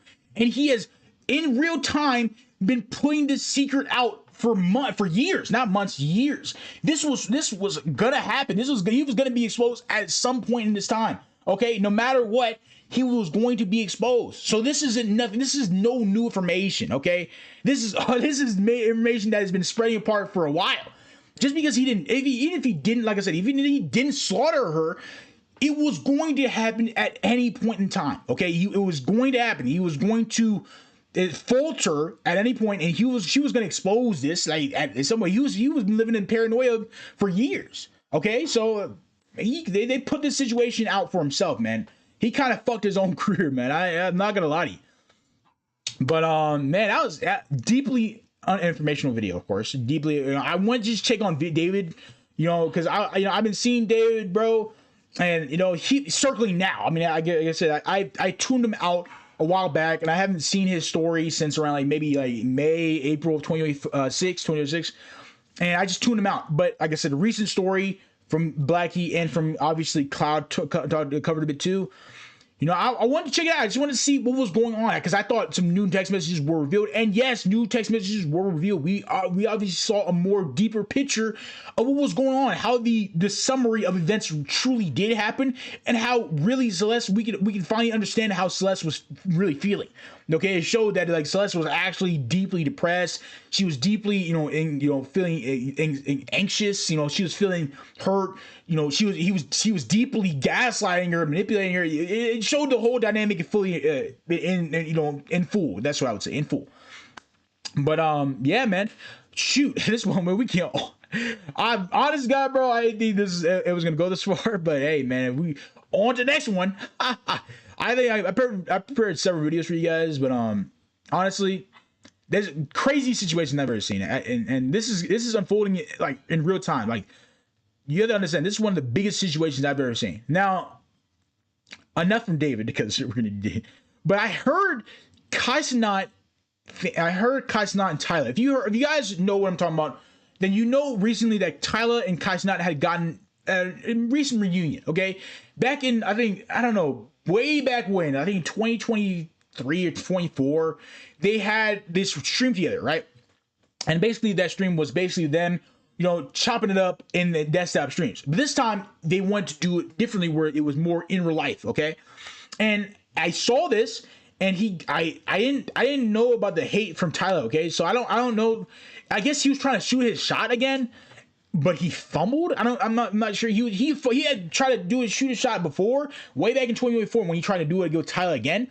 But I guess he's trying to do it again. I'm not sure. I'm not okay. You can quote on me. I don't really care about that. You just say what you want to say. But I didn't know that Kai Cenat fans were hating on Tyler for this. Okay. Now, I did see that one post where, like, and I don't know, there's a post from Kai showing his nappy ass hair, bro. That was funny as hell. Like, you see the imprint of the hat he was wearing. Funniest shit I've ever seen, man. Hey, man, trust, bro. Thank you, bro. Thank you, bro. Thank you. Hey, man, I'm trying to be. I'm trying, bro. Soon. Just, hey, trust, bro. But like soon, probably a year or two. I don't know, bro. I don't know. The big league's calling. I want them to call, bro. My number is on dial. Come get me. Word to mommy. Word to mommies, bro. Come get me. But honest to God, like I said, Kai Cenat, I saw him, bro, and like Kai Cenat had this nappy ass hair, bro. I remember the internet was clowning him for it, but I don't know, I don't know where his hate came from Tyler though. So I wanted to check it out, bro. Honestly, God, man, Tyler is a great singer, man. She performed the World Cup and all that. So I definitely wanted to see what was up, man. I was geeked out when I saw this shit, bro. Tyler cannot catch a break. After having multiple hit songs, but really having the breakout song Water that would also get very popular. Bro, Water was clean as hell. Like, that's a vibe, bro.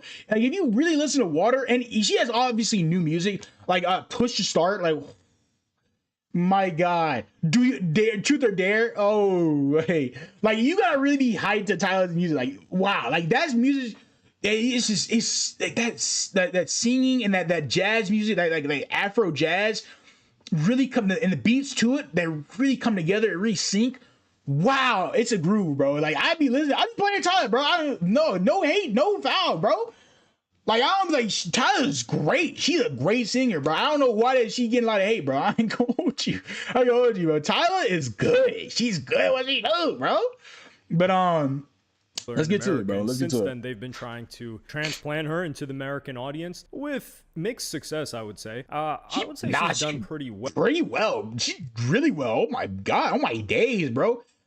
Be honest, like, every nigga who's black as hell knows who Tyler is. Now, obviously, other cultures do know who Tyler is too, but I'm telling you right now, in America, especially because of streamers, you know Tyler. Okay, you know who I'm talking about. You know exactly who that person is. Okay, if you don't know, you're not hyped up. It's okay. Like, I'm not faulting you for it. If you don't know who she is, you don't know who she is. But she's very popular in America. Okay, I mean, she has a South American audience too, but South America is like, not South America, but South Africa is very, like, it's very interconnected with America. That's what I would say. It's very interconnected, and so they kind of blend in with it. But Tyler does have a significant American audience. Okay, that's just a substantial fact. Okay, well, but she's not all the way there yet. She decided to do another stream with Kai Cenat after their infamous first stream years ago with the whole, like, oh, we can be friends though. Now the first question, and that's the stream I was talking about, like the we can be friends. I don't know if that was a reunion. That was a reunion of the We Can Be Friends, though. He's trying to do it again. He's trying to flirt with her again. It was a failure then. I don't know if I didn't watch the stream, bro. I think maybe even a failure now too, question man. that came to mind for me, and maybe for some of you Man, if I you don't guys know. follow my stuff, is, well, why wouldn't they do a stream with Playboy Max instead? It would make a lot more sense. Playboy Max. That's what I would say. That's exactly what I'm saying. It works because Playboy Max is both a rapper and a producer, so he kind of creates a kind of both beats, and it would definitely, come on, be honest. Tyler with Playboy Max is a great bond. When you bring her in the booth, woo, word of my mommies, that's me the greatest. That's a great song. Okay, you need that though. Like a Playboy Max, on God need like Chasa. This like that's obviously before a reunion. That's more of like the we the friends though type of vibe that was happening back in 2024. But in 2026, for in the booth session with for Playboy Max, bro, oh my God, word to mommies, bro, that would be great. That would be great if he had both. Playboy Max had a song with Tyler, bro. Oh my God, Playboy Max would go crazy. I promise. I'm telling you right now. I'm telling you right now. If Tyler features that video on her channel or Playboy Max features on his channel, yo, that's views, bro. That's like easy work, bro. You won't get a lot of viewership. He already has a lot of viewership on Spotify, right? I think it's like about 7 or 8 million Spotify listeners.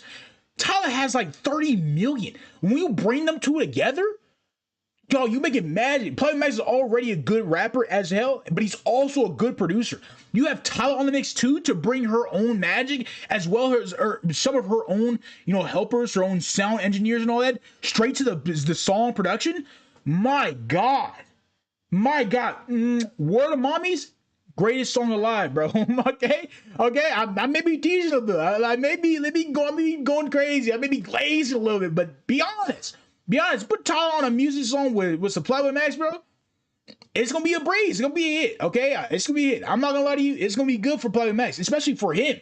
For him, he needs that kind of exposure. Music based. If you want a music audience, which is certainly what she's after, she wants people to listen to her music. She's been promoting her album A-Pop for we're gonna get into the promotion for that, but she's been promoting it heavily. Why wouldn't she hop on Playboy Max's stream? That's the first thing that might come to mind. That came to my mind, but unfortunately, I think this is why. I'm not gonna lie. What'd you say?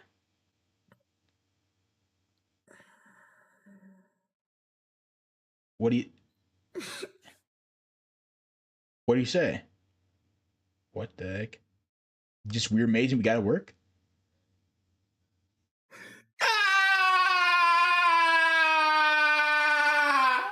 So look, Tyler, like realistically, I completely understand. You feel me? You're not aware of my existence yet. That's fine though. You feel me? This what we gonna do though.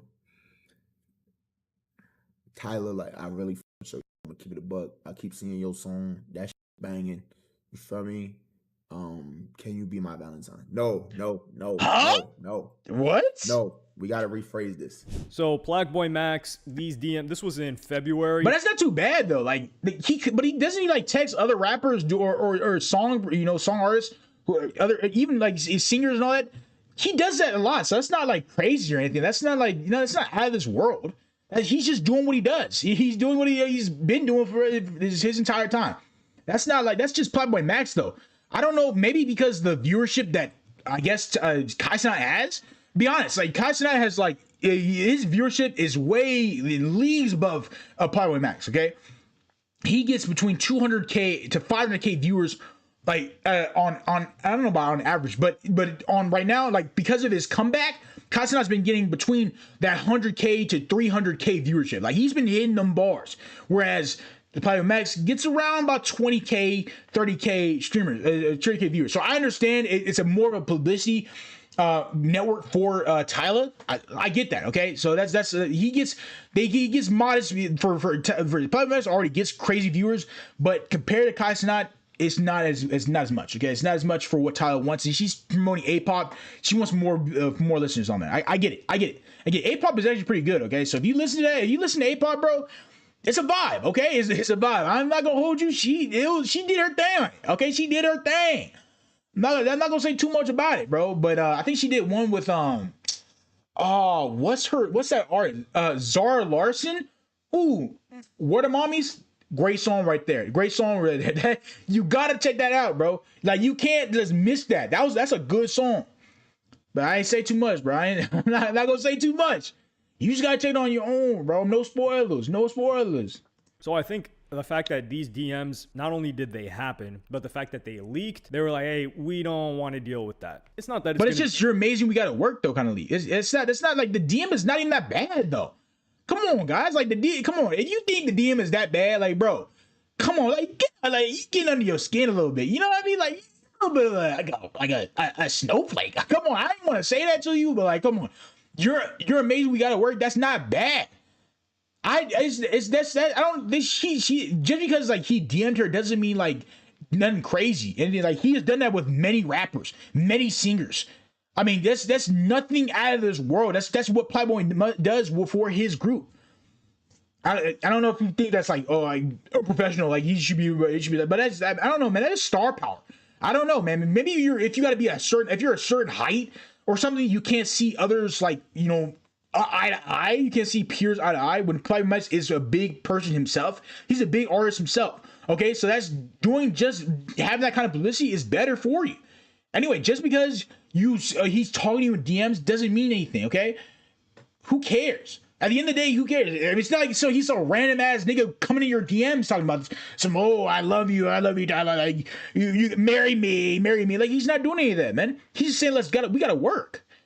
That's nothing crazy. Okay, that's actually professional. If you be honest, so like when you're that big, you want someone like Playboy Max coming to your DMs, especially if you're an artist, bro. Be honest. If you're an artist who's on the come up, right? You want a Playboy Max to come and talk to you. You want a Playboy Max to DM you, especially even if you're big anyway. Let's say now I don't know about Drake level, but if you're at least a Playboy, if you're the Tyler is enough to where like you could get to her level, like as a Playboy Max, you could you know, create something with her, but it shouldn't be like something crazy. You know what I mean? Like it should be it's just modest for her. But hey, man, maybe her head is so above the clouds.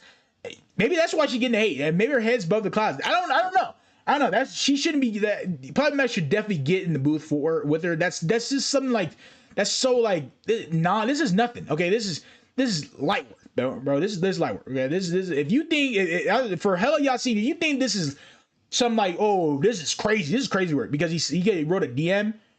Well, you got to get your ears checked. You got to get your eyes checked for this one, bro. Be a PR mess, but we that's don't not want PR mess, that bro. type of a dynamic between her and whoever she's going to appear on stream with. There's a bit of a storied history with Kai Cenat, excuse me. So they ended up doing a Disney stream. Now, the first thing that I kind of feel a way about is I think people have a negative disposition towards Tyler, and I think Mariah Carey really is the person that sent Kai Cenat fans on this frenzy, because when she pulled up, she was just in full-on promotion mode. Yeah. Mariah Carey. Well, Mariah Carey's a business person at heart. Like you honestly, you're not really getting like she's there for business. Okay, she's got a suit on. She's ready to go. She thinks it's a conference, bro. She's not chilling. She's ready to just promote her music, promote her album, promote her sales, and keep the prank train moving, bro. Okay, Tyler. But then she changed it with Kai Cenat. Looks like a hangout. I'm not really sure. Did they shut down Disney for that? There was no one on that ride. I don't know if they shut down Disney just for these two to talk. That's crazy. That's crazy word. Whoa, my God. You shut down Disney for that? Man, I feel bad for them kids. They can't come today because a streamer and a big singer is there, and they gotta be there by themselves. That's fucked, bro. Oh my God. Like, what if I want to go to Disneyland? What if I planned a Disney trip for my kids, bro? I don't have no kids, but if I planned a Disney trip for my kids, and I planned on this day, not knowing that Kai Cenat and Tyler was gonna come on in, not knowing that Kai Cenat and Tyler was gonna plan some kind of crazy event, and now my shit is canceled. Oh, you can't come today. Yeah, there's a big singer and a big streamer is coming today. You can't come. You can't come. Yeah, do we refund? Like, are you gonna refund me, or do I get a plan for a Sunday or something, or another day? Like, why? What's going on? I don't know. I don't know if they shut down the whole park for that. If they did, man, that's fucked, bro. It's just an ick, to be honest. Like, she comes in with this huge billboard promoting her album, and it's just like, she does come in like very professional, very like, she's not really relaxed. Okay, Tyler comes in more of like a relaxed person, even though we know who she is, but she comes in more as like a hey, like down to earth kind of person. Whereas like, you know, obviously Mariah Carey came in like a businesswoman. Like she came in like top of the morning, top of business charts. Like, hey, we're only talking about some sales here. I'm here for promotion. She's not playing back and forth, and it gave people a sour taste in their mouth. And this one tweet that did good numbers was saying Tyler low-key a opportunist. I don't know why Kai fell for this. She only pop up when she need promo. This I completely disagree with. Why? Completely disagree with? I don't know about that. I wouldn't say I completely disagree with it. Okay. What I would say is for both times. Okay. For both the 2024 one, she was promoting her album. Okay, her album was like the Push to Start album. The album was being promoted at that time period, right? She did that 2026 one with A-pop. She needs to promote this album too. So having that big link with Kai would actually help her own promotion. Now, she may obviously enjoy the hangout with Kai Cenat, okay? Be honest. That's a good, you can hang out with, that's fine. That's fine. If you guys have a great dynamic, which they do, that's a great dynamic to have. Keep it up. That's not what I'm saying. What I am saying is that for both times that they have met up in public and personally on a streaming platform, it's been for her promoting her song or performing her album, which she start back in 2024. She's promoting A-pop in 2026. She's promoting albums each time. It's a big promotion for both of them, okay? At this point, it's a big promotion for Kai, showing that he's having this reunion, but it's also a big promotion for her album. So, you know, it kind of goes both ways. I'm not completely ruling off the table, though. With Tyler, hop on something. Like, keep in mind, Tyler is a star. She's her numbers yeah. in the U.S. may not suggest so. Her quote-unquote first week numbers, which we'll get into, may be added later date. I don't want to make any promises. But she is a star. So why would she hop on somebody's stream? And it's not just somebody's Kai Cenat for no benefit. Like, there's got to be an exchange of value. Do people not understand that? So the exchange of value here is, hey, I have an album to promote. I have. Okay. So that's what Helio was saying. Okay. So he was agreeing with what I was saying. Okay. Now I don't know what the commenter said though. If he said that it was out to promote an album, then he's genuinely wrong. He's genuinely each time it's promote an album. Okay, it's all for marketing purposes. But you know, I digress. That I want to push, and things that are going on with me. I'm doing press right now, so it makes sense for me to hop on your stream. Your stream is going to get significantly more viewers than it normally would. Like let's exactly like Playboy Max right now. It's a good thing for Playboy Max to have her, but it's almost like it's for her. It's a handout, you know. And I don't really want to say it the way like she does. Like she is so big though. She's a star, right? And so when you have 30 million, like, yeah, you have that kind of star power. I feel you with that star power, but like, it would be better if you had a stream with Plywood Mess, because I believe you bond and collaborate on a better song. You know, it actually help you both out. But I understand she's mostly promoting an album, so she's going to be really focused on her album. She's not really focused on trying to create a song with Playboy Max.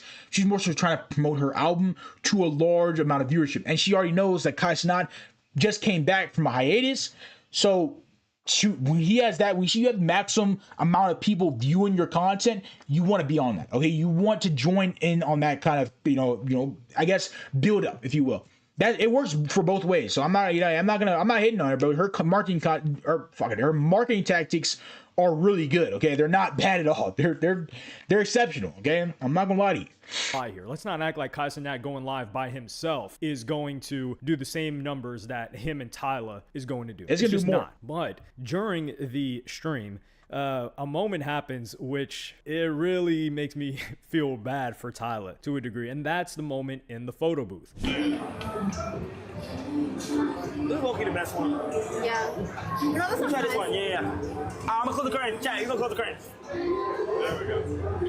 In a piece? Okay. Do it like that, yeah. All ready? Okay. So here, obviously, they're in a photo booth. You guys all know, like, most of my audience is American, and most people just know what the hell it is. The photo booth, you got to close it so the lighting is proper because it flashes. Yet Tyla, she panics and she opens the photo booth. Why would she do that? We're going to read into this. This is not a reach. We're going to read into this. Keep in mind, Tyla, she's coming from South Africa. She's a breakout act, and she's a breakout female act. From there, Thames was also a breakout act from, not South Africa, obviously. I believe she's But she was from Africa. Thames from Africa, though. from Nigeria, Yeah. Thames. I don't know too much about Thames, so I don't know, like what she was from. I think West Africa. I believe that for sure. I believe that she definitely Thames is definitely another breakout artist. She's not as big as Tyla is, but Thames is really good. Okay, she has breakout singles and breakout albums. So she's good. I believe with Tyla, they are heavily pushing the K-pop formula, or Yes, just call sort it of. the idol formula. Like with Thames, we know Thames music more than we know Thames appearance. Like, Yeah, I've never to be honest.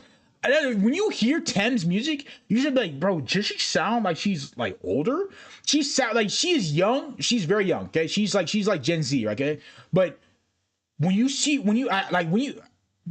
her music, I'm not gonna lie to you. When you hear her music, she sounds like she's when I say more mature, I'm talking about she sounds older. Like she sounds like she's like 30, 40. Like she sounds a lot older than she is. Okay, she doesn't sound. Whereas Tyla sounds like she's young. She sounds like she's for Gen Z. And I get that. Like South Africa is trying to promote heavily into that formula of the Gen Z K-pop style, that kind of pop style formula artist. Like I said, like a Zara Larsson from Sweden, or like a Sabrina Carpenter. Like, those type of artists where like they have that kind of like pop, that flair that gets people moving, gets people grooving. And she's using that kind of, Tyla, I'm not gonna give her credit where credit's due. She's using her background is from South Africa to really produce that kind of style, that stylistic approach. I really respect her for that, man. That's hey, you got all my respect. I'm not gonna hold you. Like word, mommy, you know exactly what you're doing. Okay, so hey, I mean, if they're trying to produce that kind of person, especially away from the Thames formula, because Thames formula is, though she is popular, not to the same extent as a Tyla. And that's really where, I guess that's where the change happens. See, they want to create that kind of hey, this album will push this sort of upbeat sounding tempo and not the low grounded, smooth style that Thames has. I get it. I understand. Man, Taylor Swift has it. Sabrina Carpenter has it. Olivia Rodrigo has it. They have this upbeat tempo that Gen Z tends to favor, and that Tyla has obviously exceptionally had. I feel like a lot of you guys are like, yeah, I've heard Thames in that song with Future. I've maybe heard her somewhere else, but I don't even know what she looks like. That's not the case with Tyla. Everybody knows I legit didn't know who she looked like before. I had to look up Thames, what she looked like back then, but I didn't know, at the first start, when Tyla was singing, you could tell, oh yeah, she sounds like she's young. Guess what? She is around my age. When you hear Thames, you're thinking, she sounds like she's older though. She sounds like she's in her 30s or 40s, but turns out she's damn near my age too. We're around the same age too, so it's crazy. Like her image, but some people may not even know who Tyla is or the music that she's put out until they hear Water, and they're like, oh, she's the girl behind that. So with the idol formula, especially as a female artist, notice how she's never been dating anyone. That's also a thing that happens, I believe, a lot in K-pop, where they're not allowed to date, or they got to keep it really, really low key. So that's why I think unless she has these weirdo parasocial gooners. I mean, I love you guys, but bro, I'm talking about the people who are so infatuated with an artist that they think their whole life is about this artist. If you look at BTS fan base, bro, their entire fan base is filled with these people, and especially it's more Americans. But if you look at the amount of love, even in South Korea, bro, the amount of love and adoration that these fans have, they genuinely believe that they're in relationships with any of these BTS members. Whether it's Jimin, V, Jungkook, they are legit and so infatuated with these guys. And these guys cannot have a girlfriend. They can't, or a boyfriend, or whatever you want to call it. If they're part of that community, they can't have it. They can't have a partner. Okay, they legit can't have a partner because they don't really risk having to sever ties with these quote unquote parasocial fans that love them to death. Okay, they don't want to do that because obviously for marketing value, for revenue, for push, for all these sort of things that keeps the machine of the BTS going. They don't want to lose that.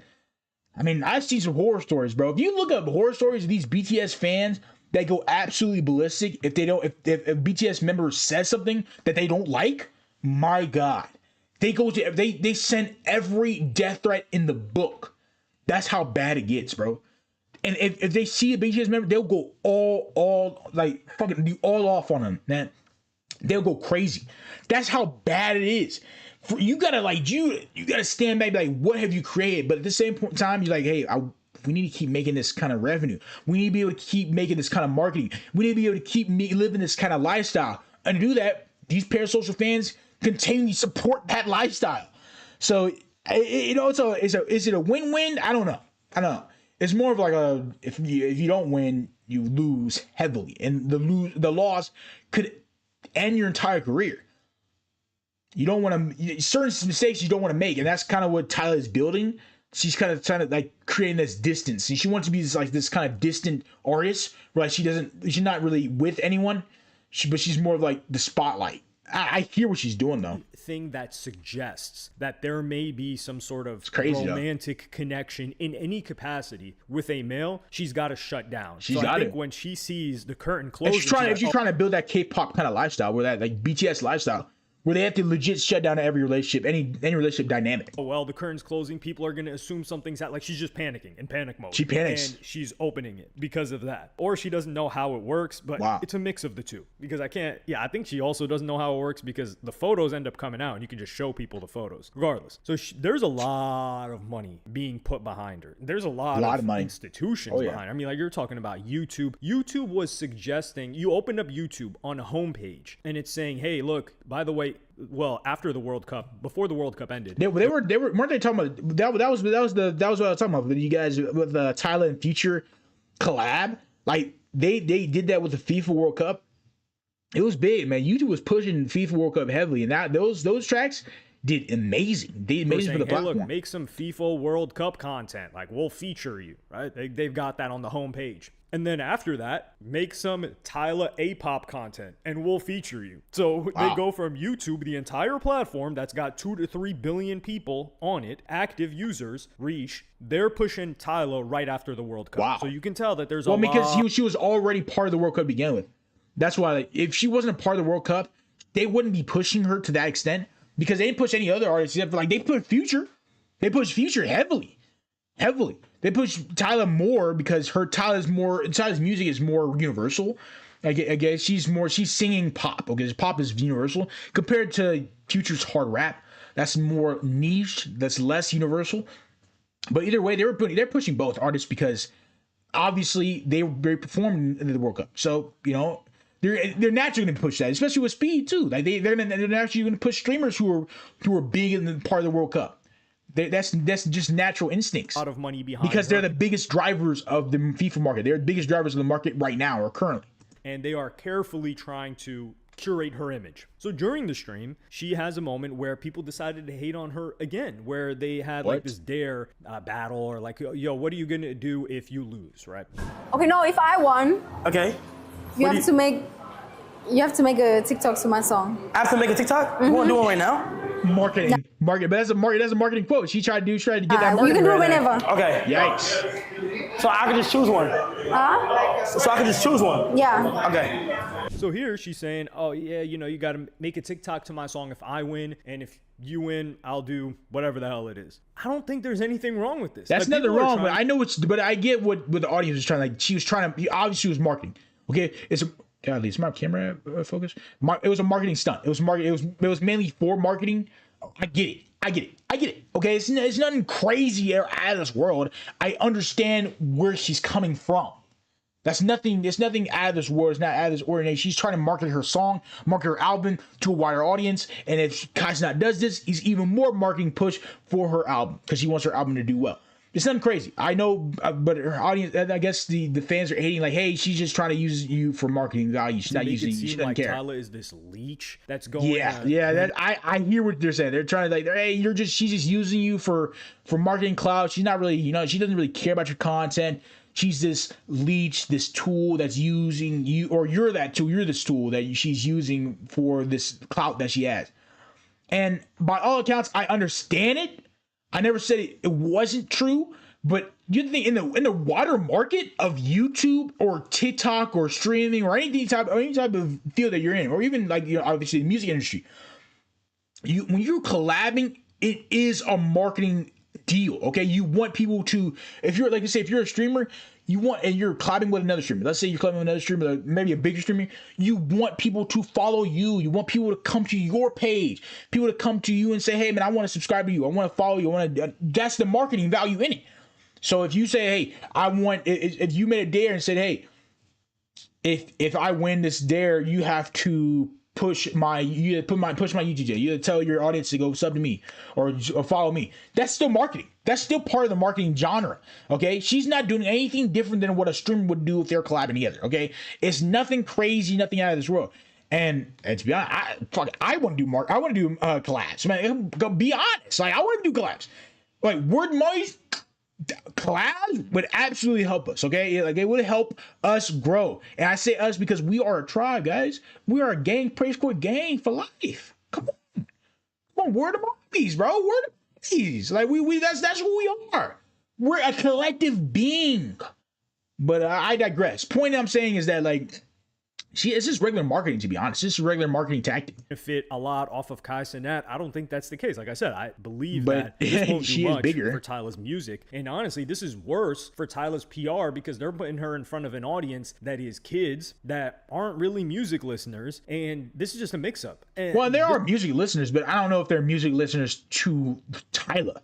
I guess Tyla's more of a sophisticated listener. You have to, like, really listen and really understand and really get it. I mean, she is pop for sure, but, like, she uses, like I said, she uses a lot of Afro beats, a lot of Afro rhythms that you have to really, like, listen. Whereas, like, she, you know, they want her to be like a PraiseKoi Cardi. Okay, she's not a PraiseKoi Cardi. Okay, she's not where, like, she's rapping on the beat, like hype, rapping the boom, boom, boom, boom, over and over again and creating, like, PraiseKoi Cardi is great. I'm not saying he's not great, but that's what, you know, I guess the younger kids who like Kai, they like people like Cardi, like people like Drake, for example, like Kendrick Lamar, maybe not, or maybe a little bit, I don't know, but they YB, Youngboy, man, they like those guys. Tyla is more of a sophisticated singer. She's not like I would say she's not like a Taylor Swift. I would say that she's not Taylor Swift. She uses other things that disregard Taylor Swift. She's not a Sabrina Carpenter or anything, or Olivia Rodrigo, where, like, those fans would have that. It's a bit different. This is why I think her team is maybe foreigners. I'm not sure, because they don't have a good grasp of American culture, especially with the moment that she had several years ago where I think it was the Breakfast Club interview where they were like, "Yo, are you mixed or something?" And she's like, "I'm not mixed," something like that. Now, you could say it is the ignorance of Americans to not even consider how people classify themselves in South Africa, of course, but you want to appeal to an ignorant market. So you have to be aware of the cultural sensitivities of this quote unquote ignorant market. It doesn't matter how they are. You have to appeal to their cultural sensibilities if you want to benefit from them, if you want to exploit your recorded material there and have a lot of support. So that was, I think, on Tyla's behalf, I think that was just like a short fumble. But when it comes to organizing collaborations, the one with Kai Cenat, it didn't make her look too great. And it's not any fault of her own. It's how Kai Cenat's community would react to her collaboration with him. Like right here. So this was the small moment in the entire stream where she said, "Oh, like, you know, like, make a TikTok to my song if you do this thing," right? She didn't try to force it. She wasn't aggressive with it. And then there was when he was ending the stream. All right, chat. I like both. All right, end the stream in 5, 4, 3. No, but wait. What? Am I supposed to say something about the album or no? Oh, okay. I get that. Oh, okay. That was a bit out of the norm. Okay, am I supposed to say something about the album? That's very weird. Okay, that's obviously it was. It came off as a marketing stuff. Okay, the whole stream came off as just marketing. Okay, I mean, but to be honest, it was always going to be marketing. Tyla and Kai Cenat, meaning back then, it was marketing. It was marketing for a Push to Start album. This is just marketing in a light that's obviously didn't work out because, I mean, the fans weren't hating for that back then. They knew what it was. Now it's more like she was more blatant about it. She was more like, "Hey, can I do this marketing? I got to market this album?"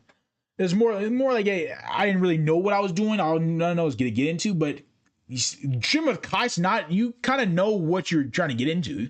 Like you were obviously trying to market yourself. I mean, you can, yeah. Yes, you just can. fucking dropped. Yeah, go ahead. Okay. Hello, everyone. A-pop is out now. Yes. So A-pop stream is the album, out bro. right I ain't gonna lie, it's gonna now. be fire. Your first actual, like this is your first album, right?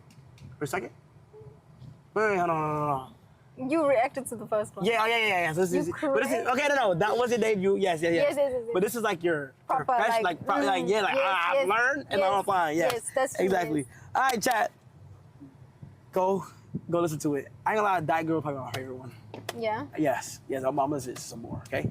Okay. 5, 4, 3, 2, 1. Goodbye, y'all. So at this moment, people are saying, "Oh, nah, she made sure to promote her album." She made Well, sure. She did make sure. Hey, she stopped me. Hey, what? Do I promote it? But to be honest, you were kind of promoting it during the whole thing. So, but that's just marketing 101 though. That's the intention. I That's the guarantee her intention. team was like, "Hey, make sure to promote your album." So if she mentioned her album once at the end of the stream, when it has the least viewers, right? It Like, has the the least most viewers. viewers are at the beginning of the stream, or like If maybe you're gonna, 20 that's what I'm saying, on a train or something, or during the steps, like that's where you or not train, but you know, like the roller coaster, that's where the A-pop should have happened. Okay, like you should have been talking about that, but like streaming, like at the end, usually everyone's leaving. They don't really care about it anymore. It's like kind of like we're like they're gone. Especially like that's like catching speed at the end of the football game. You know what I mean? Instead of like the beginning or halftime.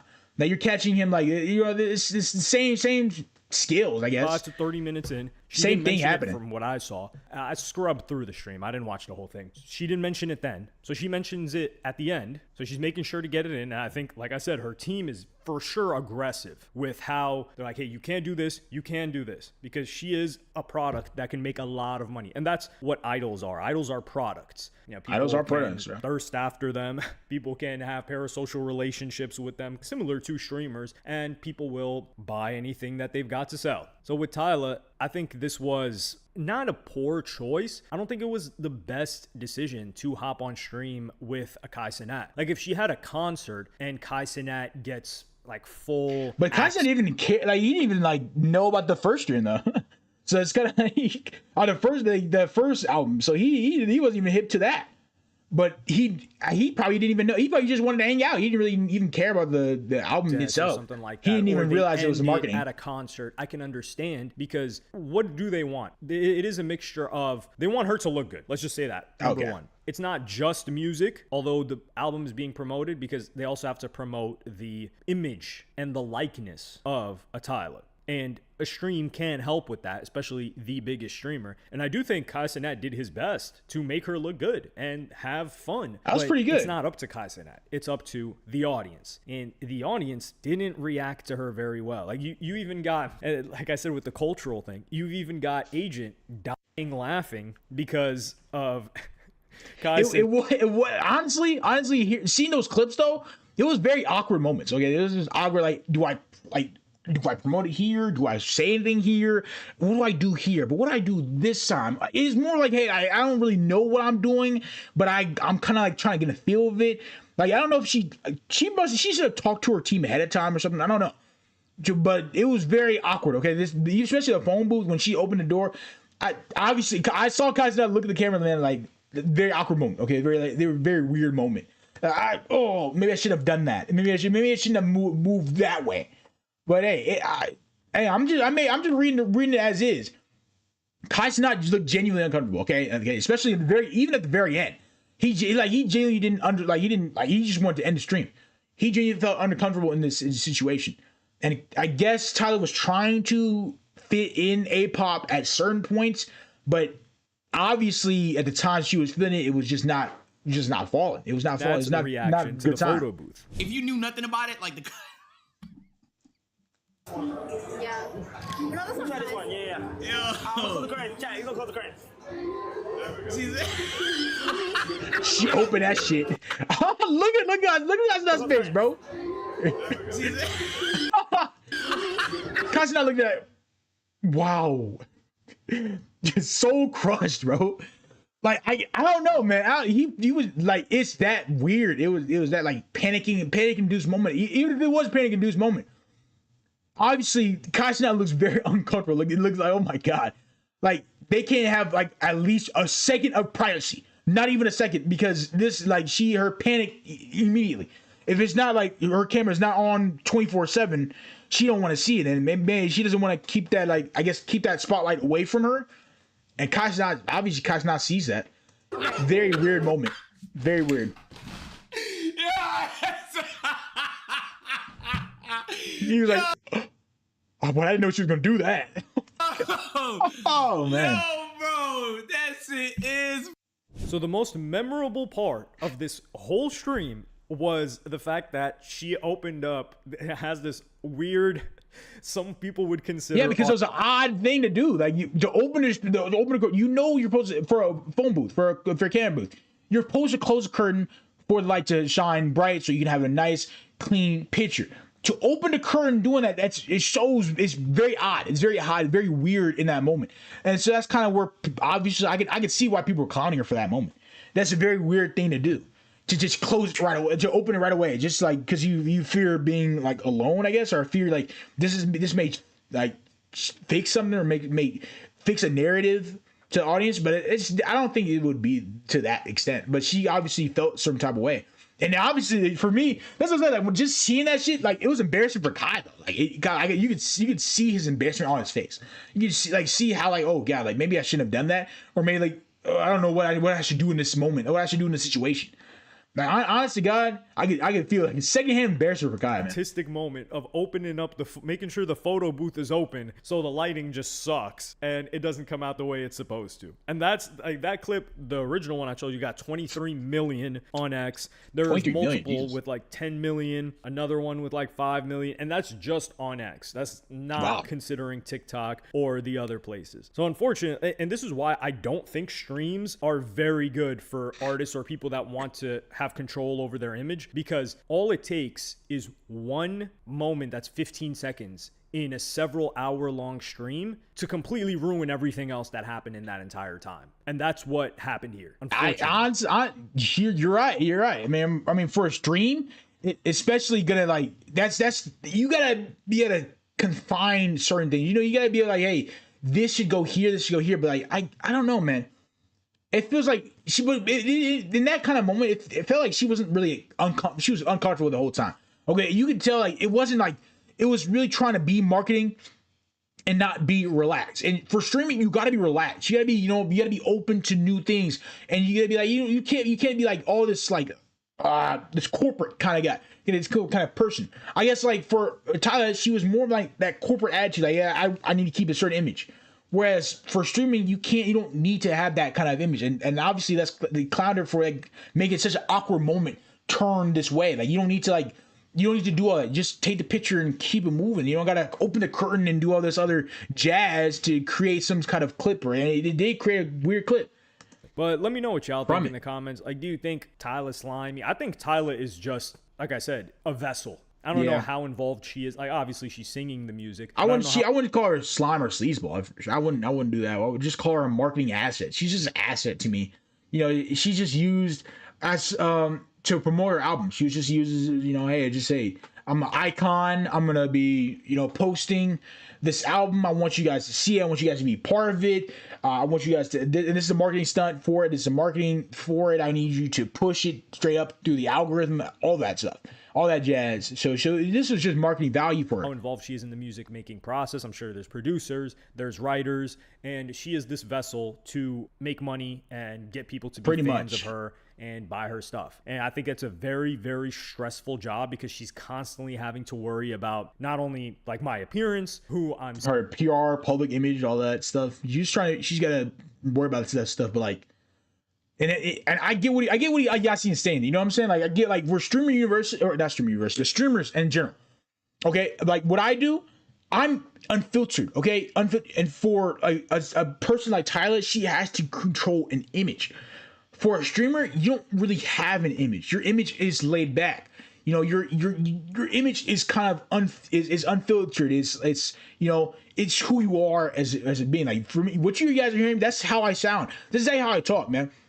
I'm not even going over the top. Like sometimes I go over the top, you know, for dramatic reasons. Okay, but right now, because you know, I've seen certain things and all that. I'm not really over top. I'm just explaining to you guys. This is exactly how I talk, man. This is certain times I do stutter, especially when you're on like when you're on stream. Yeah, I do stutter a little bit. Okay, I do mess up words, bro, but I keep it going. I keep it pushing. But other than that, man, when you try to create an image, right? When you try to create this kind of built-in image where like you have to be this person, you can't do this, that, or the third. You have to compete. You have to build this kind of PR where this image is the person that people want to see.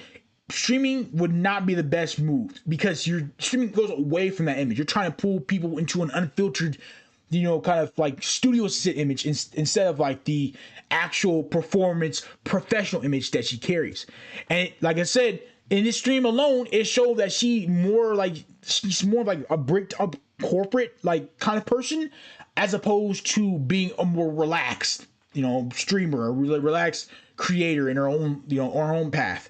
That's what I'm feeling. That kind of showed exactly what the booth, her being the camera booth, showed exactly who like that kind of PR like paranoia that she didn't want to deal with. Seen with what it can be interpreted, who I'm seen with, and having to do this across a completely different culture from where she's originally from, and the backlash that she has to deal with, knowing that her intentions aren't bad. So it's a tough spot to be in. I think Kai Cenat was welcoming. I think Kai Cenat did an excellent job, but this guy's a professional, right? But yeah, he is a professional.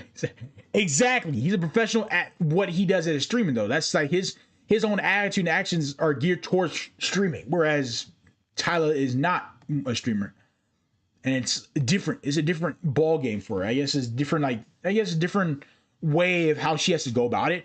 It's just different in general. That's all you have to say about that. And that whole situation is all about it. You know, it's all about it. But shoot, I had another video for you guys. This is it.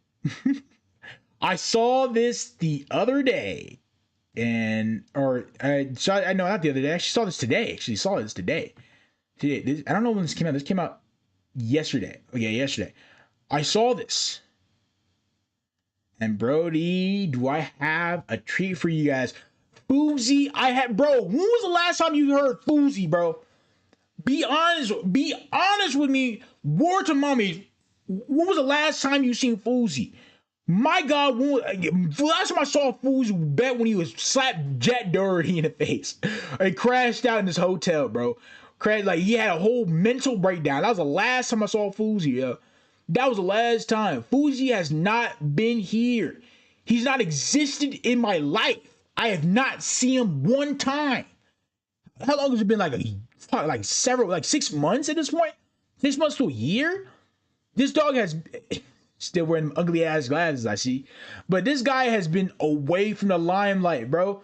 Obviously he probably still streams on Kick or something like that, but I mean, I have not heard this man's tune to the drum in a solid minute, okay? So I wanted to see what Kono had to say about this guy. Honest guy, bro. Like this, I genuinely wanted to see. I just want to hear this shit. I wanted to see how this would play out, bro. Especially for a guy like Fousey. Like Fousey crashed out like immediately. He's so fast. Like he crashed out instantly. You say the wrong thing, the wrong time, the wrong moment. This guy goes crazy. He goes bananas, bro. You gotta be like, whoa, young brother, calm down. You don't gotta do that. Calm down, bro. It's just an interview. It's just a little lighthearted, funny interview, bro. You gotta relax, yo. Man, you gonna try to beef with me, hey, I'll beat you up right now. I'll slap the shit. I'll slap the dog shit out of you. I'll do anything. I'll beat the hell out of you. Bro, he goes crazy for no reason. Like, does your mom or girlfriend or person in your life, do they like not give you a hug or anything? Like, do they not love you enough? My guy, like taking this anger, like he needs anger management classes. Like he takes his anger everywhere he goes. Maybe because of his mental disabilities, but bro, this guy's actually insane, bro. This is Fousey, also known as the internet's biggest crash out. Look at my eyes, I'm gonna myself tonight, live. I'm gonna get my. Whoa. Okay, I'm not gonna do that. I'm not gonna say it. I'm not gonna say it. YouTube TTS. The UTTOS, bro. Whoa. I'm not gonna say that. I'm not gonna say that. I'm gonna do it by the night. Hey, that's what he said, man. Oh my gosh. Crazy. But now he's bastard normal. I've ever seen, bro. Oh my gosh. But I don't like that. So today, I'm gonna do what I do best and bring out the worst in people. How does a comment make you feel he gay? He can't get away from the slapping moment, man. He gotta slap someone in the face. So when I was on stage giving my acceptance speech for Creator of the Year at the VH1 Streamies, it's something you're not going to experience, but being on that stage, I was talking about what the comments made me feel like by what they assumed that I was. You're this, you're that, you're that, and gay just happened to be one of the things that they would say. So because someone said you're gay, just happened to be. So someone said you're gay, you automatically went crazy? One of the things. That's a crash out moment. If someone, hey bro, if someone called me gay, I'd be like, okay, cool. And move the fuck on, bro. Who cares? I legit don't care, bro. Bro's like, hey, well, you just called me gay? Okay, give me your life and soul. I went now. No ifs, ands, or buts. I want you done. I want you gone. Yo, who gives a fuck, bro? Like, genuinely, who cares, bro? If someone's, oh, bro, you're acting zesty right now. You're just so zesty. You laugh and say, bro, who cares? I don't care. But you zesty too. Like, bro, that's the type of thing. That's the type of time I'm on. This guy, oh, hey, square up right now. Hey, no. Give me your hands. Give me your hands. No, give it to me right now. Right now. I have to run phase with you. No, one-on-ones. We have to go right now. Like, he slapped us. I slap you right now. Because you said the wrong thing to him, man. That they would say, so. So because someone said you're gay, you started believing it. No. Hey, bro, you wearing that pink ass glasses. What's remind me of, bro? That one nigga from One Piece. Oh my god, Flamingo. Ooh, that's what reminds me of Flamingo, dude. That's what reminds me of wearing these pink ass glasses, bro. Oh my god, the zestiest motherfucker in the room, bro. Oh, I might just say it too. I might just say, don't crash out on me. Don't pull out the 9, Fousey. Don't do it. Relax yourself, bro. Just take deep breaths. Calm down, bro. Words of mummies. Relax yourself, bro. I didn't believe it. I know. But that's what you said, though. I did say that, but that's what it's called. If that's the first thing you say, oh, you felt it. You expressed anger and judgment. Oh, I hate you for that. You called me something like bad, even though that's not bad whatsoever. But who cares if you call them? They call you that. Like, who cares? That's like someone said, like, oh, hey, Koi, hey, you're a bad guy. You're a bad guy. Okay, man, I'd be a bad guy. Be a bad guy. At least I'd be that nigga though. Like, at least at least I be that nigga, bro. Who cares? Who cares, bro? Called when you're lying? No, when your tongue, like, you say something that like wasn't a Freudian slip. It was a Freudian slip. Okay, so if you didn't mean that it made you feel gay, what did you mean by that? I was saying the things that it was a Freudian slip. It was the things that I don't know you're not explaining anything, man. You're just speaking words. The comments were saying a lot. So like one of the things was gay. Okay. It just came out at the wrong time. So did you come out at the wrong time too? No. You never did. My brother, you are so much. Yeah, he's DL. He's DL. He's down low, bro. He's down low. He's under there, bro. We just gotta unravel his feathers, bro. We gotta really open his book, see what's packing inside, see what he's doing, see what he's doing, see who he really is. Much gayer than I could possibly ever be in my entire life. Well, I personally fears being called that, bro. Bro, anyone who fears, like, bro, like, nigga, if you really didn't care, bro, I honestly think you brush it off. Who cares, bro? Someone call me that. Who cares? Thank you, bro. Good. Okay. Good looks, bro. Good looks, bro. Look, word of mommies. Thank you. Who cares? I don't. It doesn't matter. It doesn't matter to me though. It doesn't matter to me. But when someone like Fousey takes it so much to heart, it's like, oh my gosh, just because someone isn't gay or not, or so this, that, and the third, he takes it like, oh, don't ever call me this. Don't ever call me that. And he takes it like There's so much to an extreme that doesn't need to be added. And that's what he reminds me of DL, bro. He reminds you of this constant, this alpha male loser who thinks he's this guy, this hard man, but he's not. This guy is this tough guy here, tough guy act right here, bro. Never saw a straight man no sit one. that He said way. nobody. I'm gonna sit however the I want to sit, okay. regardless of what a gay jester feels like my sexuality is. Yeah. Who cares, bro? I genuinely don't like who gives a fuck? Who cares, bro? Like if Honestly. you were to go out on a date with a woman, you would actually be consciously thinking, I have to look this way, I'm gonna answer this. Oh I'm gonna my answer God. that, I'm gonna do this. So bullshit. It's really natural for you. Yeah. That voice. Yeah. Yeah, it's natural. Why? Yeah. Oh, you like that voice? Is that you? Is that your real self? Where's I hear it? I'm an actor. You Wait, sure he is? that's the reason? I'm an actor. Yeah. Yeah. Have you ever considered going to Dagestan for 2 to 3 years? My brother, you have it. You have it all. Gay eyes, the hair, the Ryan fucking, what's his name? Ryan Seacrest hair. Like in Definitely does not have Ryan Seacrest hair. I don't know. Ryan Seacrest, doesn't he have like more hair than that? It's almost like a twirl of hair. instead of going down that route that Jimmy you already Neutron ass hair. dread going down about finding that woman you're gonna marry and having to go through that whole farce of a marriage and then cheat on her when you're on your work trips with your gay best friend. Right. Just be gay. Or maybe I'll just be gay when I get pulled over like you do. If it gets you out of the ticket, why not? Well, out of all ways to go viral, What? why choose to wear yoga pants and trick men into getting turned on by you? I was Wait, he was wearing yoga pants? Oh, damn. But you were doing that though. Wait, you were doing that though. You were yoga pants? I would never put on yoga pants. You got me tripping, bro. Oh man, I would never put them on, bro. Like, bro, y'all think you are not like it doesn't matter. I never like, bro. You talking about like taking out blood circulation, bro? Like tight ass, bro. You like, and there are leggings for men. There are leggings out there. Men or women, they have them, bro. They have them. For basketball players, use them a lot, bro. I'm not wearing that, bro. I want you to see my legs in full view, yo. Everything down below. No, I'm kidding. No, I play with you, bro. But I want, my legs meaty and beady, bro.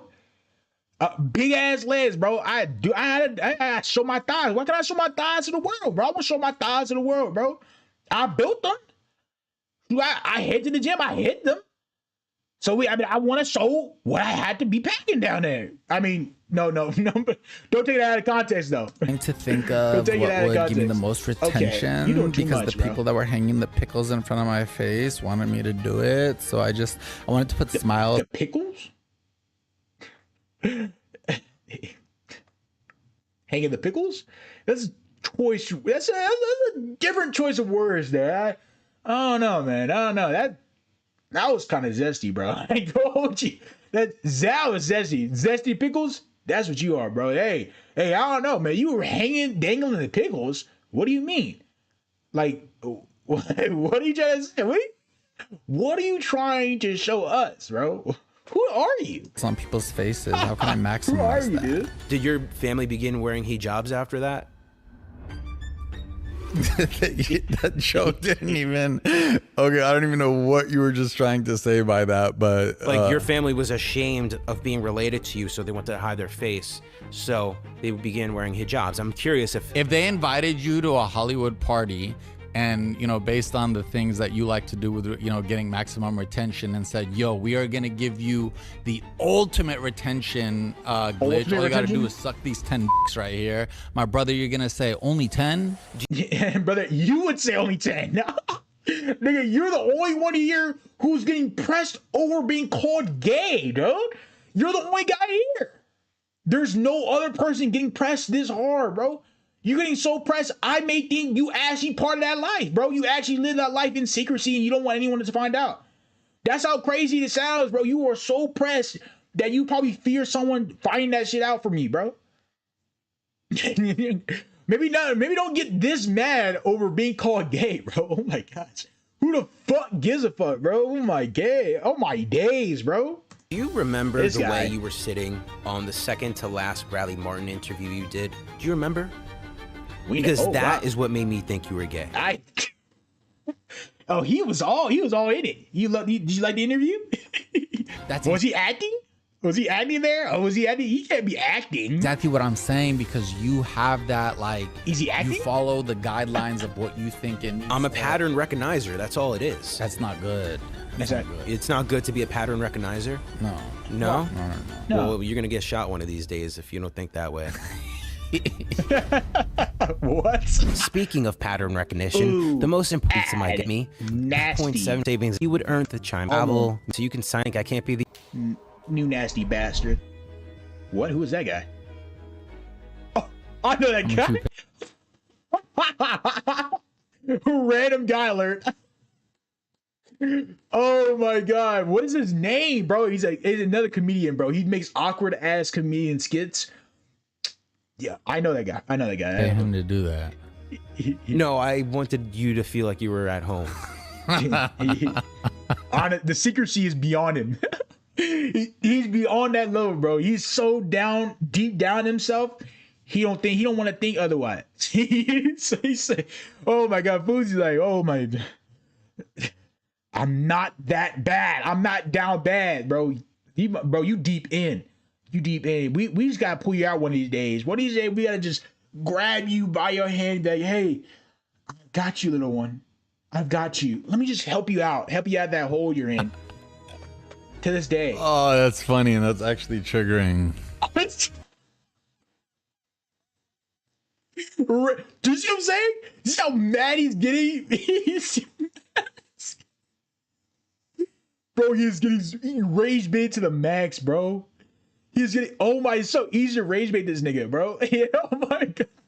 Oh my god. You call him gay just a few times, it's already over. But he started mad though. He started mad. He said, "I felt uncomfortable and mad that people call me gay." And now, oh my god, another level. We can rage bait over the comment, bro. I say a few times to him, that nigga blow his mind. Blow his socks off. Bro, you can't make this shit up. Oh my god. Nigga lose his life over this, bro. Honest to God, yo. Honest God, this guy will go crazy over this one comment. Jesus. That's egregious, bro. Because, shit. Yeah, you have no idea. That's I had no idea, bro. I had no idea. I just wanted to have people here that would help you to feel more comfortable. Are they paying you? I don't know if I'm allowed to say. Yeah, they're paying him. Okay. But I'm curious if you like it. Oh, you're gonna slam it on him? Don't do that. Oh, don't pour it on him. Don't do that. Don't be that guy. Celeste, that's how they act too. Not gonna waste my time. I did that already. Yeah. Yeah, you did bad already. You already did bad. I thought you were gonna pour it over his head. That's why I've seen you do that multiple times. You're that kind of guy, You bro. should know out of all What's good, bro? What's good? people to not do that. Are you the reason why all the masseuses at Encino Day Spa all now drive BMWs? Okay, wait. Okay. For you to name drop a place specifically like that, don't act like you and the team don't all go get rub and tugs together after a meeting. I personally just moved here 2 weeks ago. And you already know of a place that happens to be named that. Well, when you do extensive research on FouseyTube, yes, you do know of that place. Yeah, Fousey, you're that guy though. You're that guy. You like, there's nothing about it. That's who you are. Plain and simple, bro. Plain and simple. Damn lie. There is no shot. That place in particular, like, there is no way. If what you were saying is true, I need to see the factual evidence. Who the fuck? Like, you guys are weird. I think I'm just really good at research. Weird. No, because I just researched. It is pretty obvious who you are, bro. Whoever you had spoken to, like, we need to talk about that, because that's a genuinely. We could talk about it after. Okay. I can't be name dropping on the. You know what's funny? That you would go 7 days a week. That's what's funny. No. No. You said that. 7 days a week? Oh my god. Bean for getting them rubbing tugs, bro. Bean. He want to see that moose. I mean, you want to see that masseuse every single day. Ooh, every time. You know you're not getting. He don't got no partner, so you try to get something. You trying to get something out of it, bro. It's same as watching pornography with this nigga. Oh my god. I never said 7 days a week. You did, Bradley Martin's Raw Talk. You said that there was times where you would go 7 times a week. Jesus Christ. 7? Never in my life. You would say But we have it on film, clip too. Sometimes 2, but sometimes 7. Never in my life has it been 7. But here's what I was gonna say to that. You're a big fat liar. You're a big fat liar. He's a liar to no end. It's funny how something like that, right? Like going to a massage parlor and partaking into those activities. Yeah. Me growing up is something that instilled so much guilt and shame within myself. And I was afraid to even promote or even say to glorify. But then you have people like the Nelt Boys who would make full on YouTube videos about, hey, everybody watch us go into this place and get a rub and tug and glorify it and, you know, actually be praised for it. So it really just depends on the perspective you actually went to it. Like, no matter you glorify, you talked about it. You talked about it. You did exactly what they were trying to do. No matter if it's glorified or not, man, you were in it. You were in it. I don't know if you still do it. You probably still do it, knowing you get no bitches. But I'm not gonna lie to you, bro.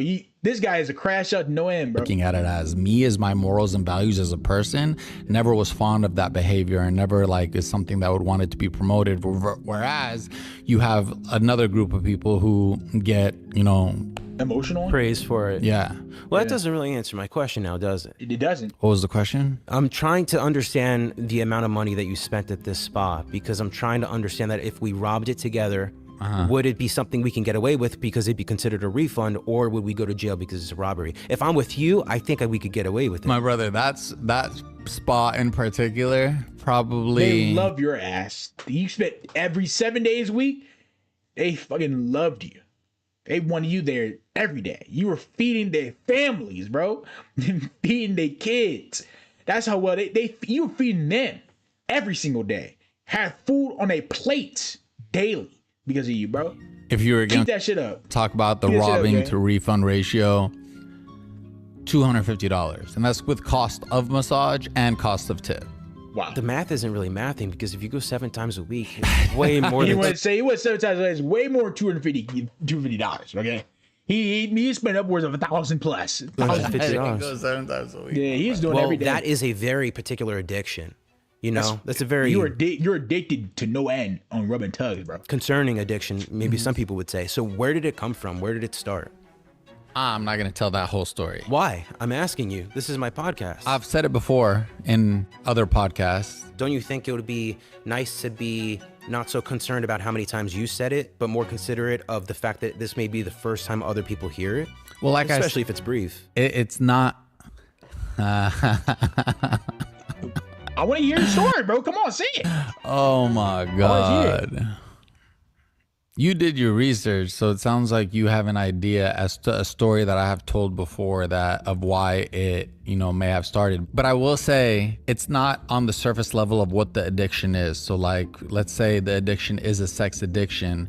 That doesn't mean like why are you horny all the time? Why are you addicted to sex? I mean, if you're getting rub and tugs every day, you're pretty much horny. And to be honest, like I said, I'm not gonna talk him on too much because I was doing too. Okay, so I had a pornography addiction too. Okay, I'm not gonna lie to you. I had it. Okay, you slip up every now and then, but I had it. It was really bad. Okay, now I wasn't getting a rub and tugs like he was, but you know he probably had it way longer than I did. Okay, I'm not gonna lie to you. Getting rub and tugs is crazy. Okay, I ain't do any of that. But especially spending like thousands of dollars a week, knowing he does it every single day, it's crazy. But for me, I was addicted to it, so I can't fault him on the sex side. You kind of are in this perpetual state of horniness that it does hurt you. It does hurt you. It hurts your life. Much deeper than that you know that it stems from, and it's usually like not what you think it is. Okay. But for the thing that you'd like me to say, because when I was younger I had an issue with premature ejaculation, so I went to massage parlors to try to get better at ejaculating longer. That's so surface. That's surface. It wasn't even that. No. Stop that. There's a different story that I think a lot of people may relate to, and it's with your mom. It's just your mom. Oh. Do me a favor, and when you're talking about sex addiction and ejaculation and you're bringing that up in conversation and then bringing up my mom, just don't go there. Regardless of, I know what story you want me to say and what you want to happen. I'm saying you But he wasn't though. He wasn't. He was. You kept bringing the sex, and he's not even bringing sex. He's trying to talk about your mom. So you're actually connecting them too, but they're not connected anyway, right? Because if you're in your mind, if you think they're connected, then you're kind of connecting themselves. But he was already separated by saying that's not the story I'm talking about. Sorry, I'm talking about with your mom. Do not blur those two. Am I wrong for saying that when you said that? I'm saying what you said. I can say he never said it though. Like as I say, like he's wrong for saying like this, but you're connecting the two. He's not even connecting the two. Say that. It's my life. It's my mother. I can tell that story through my truth. I'm saying sure. That's fine. I respect that. Yeah. Yeah. That was just me trying to remind you of the story that I'm referring to. I don't need your reminder. You do, because you were not going to tell it. Oh my God, if you had me here, like, and during those times. During those times, yeah, you'd probably crash out. I know. You'd probably go absolutely ballistic into a mental insanity, and then we'd have to call the police on you. Yeah. Yeah, we know. We know who you are. Yeah. We know. The crash out eras. Yeah. We know you are. Damn, this would have been bad. Yeah, really? Yeah, you'd have been crazy. You'd go crazy. And to be honest, you probably are still crash out. I'm not gonna hold you. You're not that guy. Because I still see those visions. I still see those thoughts. What do you see? I'm just able to like quiet him down now. I don't like quiet him down.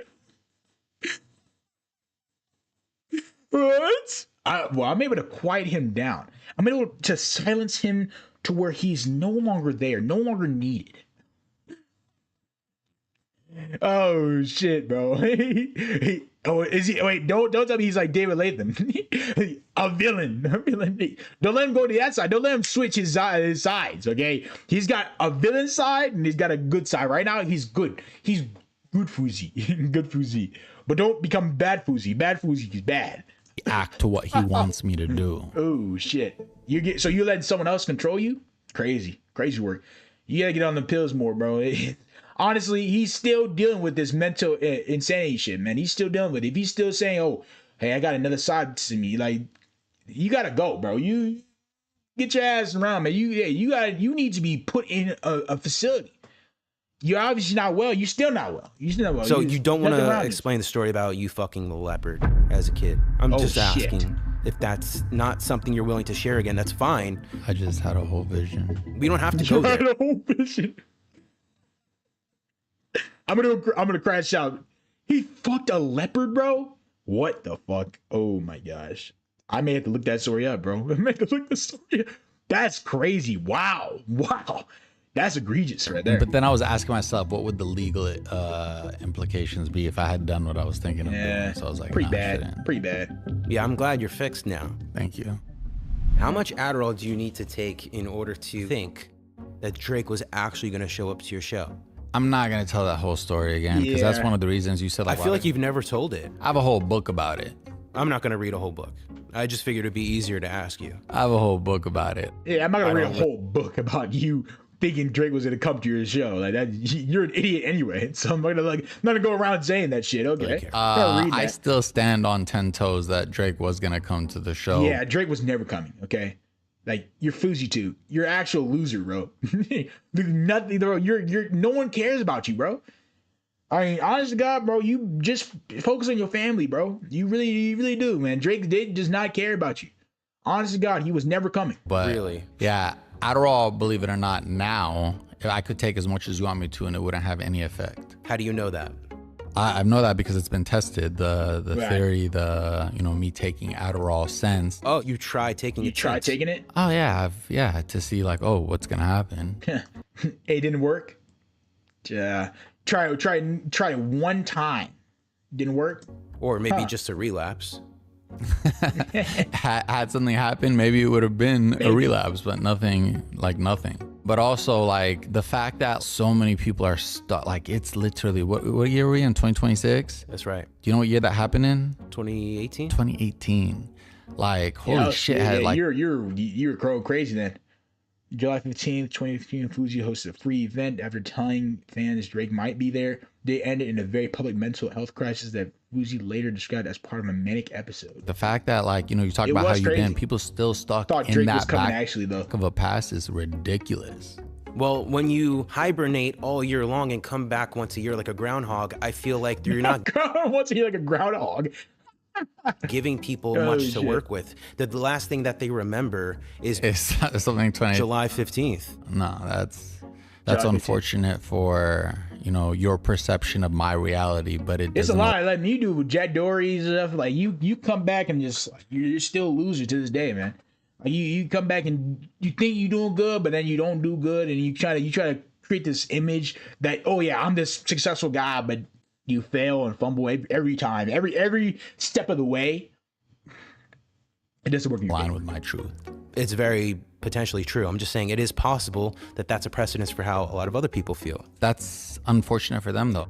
It's not like I'm not going to say here, hey guys, let me tell you what's been going on since July 15th, 2018. Why not? And that's not you true. Tell your story. Well, you told a story in a book. I've done so much has happened in my career and life since then. Like you said, each year is a hibernation come back. Each year I've been able to hibernate, come back, and do something that's put me on the forefront of millions and millions and millions of people's eyes. Whether it was at the detriment and cost to my own image, brand image, ego self, yes. But, you know, things have happened. And I can't wait, by the way, for the day just to like, since for all of you guys to sit behind watching it, jerking off, where I get to actually talk to Drake and tell him these. That's it. I'll wait for that day too, bro. I'll wait for that day. Knowing how Drake knows you're pretty weird, I root for the day to happen. Okay, that's not gonna happen, but for that day to happen, that's a good laugh. It's a good laugh. It shows that Drake is probably gonna call you out on an even bigger clown of a stage. Man, come on, if you that big of a Drake fan and you at your ripe old age, bro, you're like you fangirling over Drake.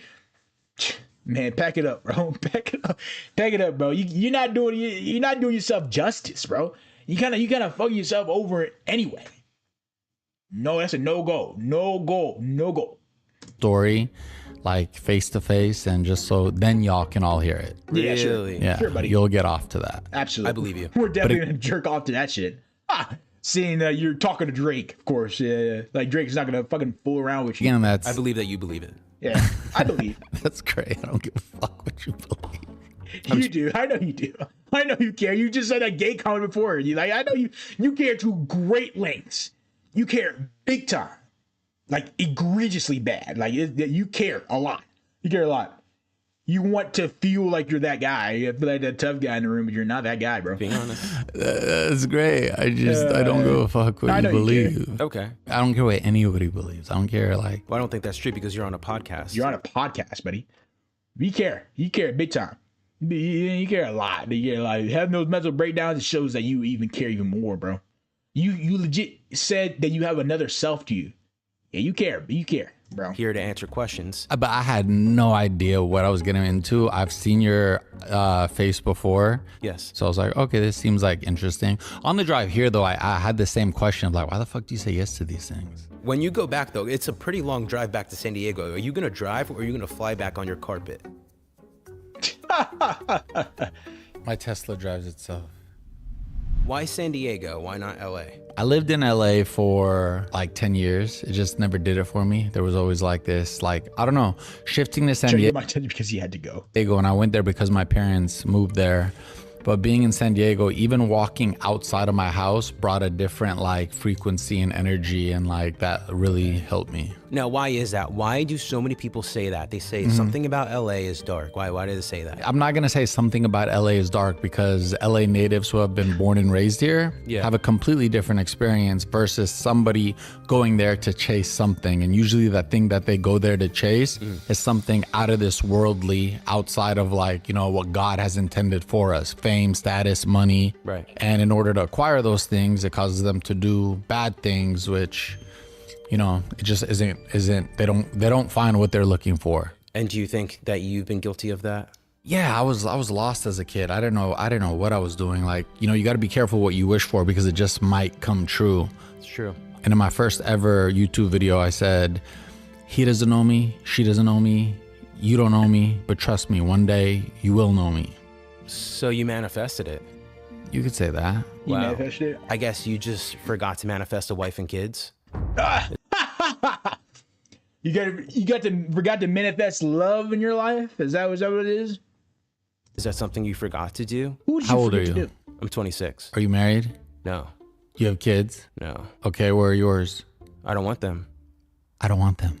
No. I feel like it's an appropriate age to have them. To who? I hate that as well. Like when I hate that as well. Somebody tweets under your shit and it's like, oh, time to start a family, buddy. To who?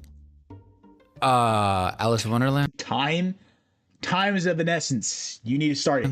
I think that's what it's from. It is from Alice in But Wonderland. the whole thing about, you know, get married, have kids, I feel like people don't even know why they do things, but they're telling you that, buddy, because you need to quit. Okay, there is nothing like, they're not telling anyone else that. They're just saying, oh, they're saying start a family because you, myself, brother, need to get off the fucking internet. Okay, you need to go. Okay, there's nothing crazy about that statement right now because I know internet culture. Okay, they're telling you that's like it's equivalent to fries in a bag, bro. But it's the same shit. You quit. We don't care about you, what you had to say. We don't care about your opinion. You are so irrelevant to this day. You're a funny nigga we comment about, okay? Like, we laugh at you. We laugh about you. We laugh at you. We don't care about what you doing in life. You just a good laugh. Like, a good time. You're a good time. What is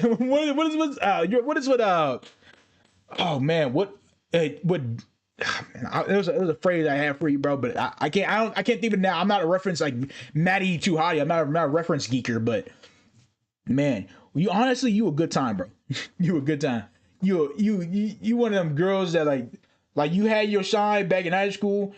Yeah, you had your peak. You fumbled it. You fumbled it over there. Nowadays we don't care about you no more. They've grown up to think like it's the norm and they have to. It's like, oh my God, I must have a wife and kids. For example, and this is to not disrespect or pinpoint anybody, but let's say your life fucking sucks and you hate your life and you don't like your job and you don't have enough money to put food on your own table. What gives you the right to then birth 3-4 kids and put them through the same bullshit that you're going through? That's selfish. Okay.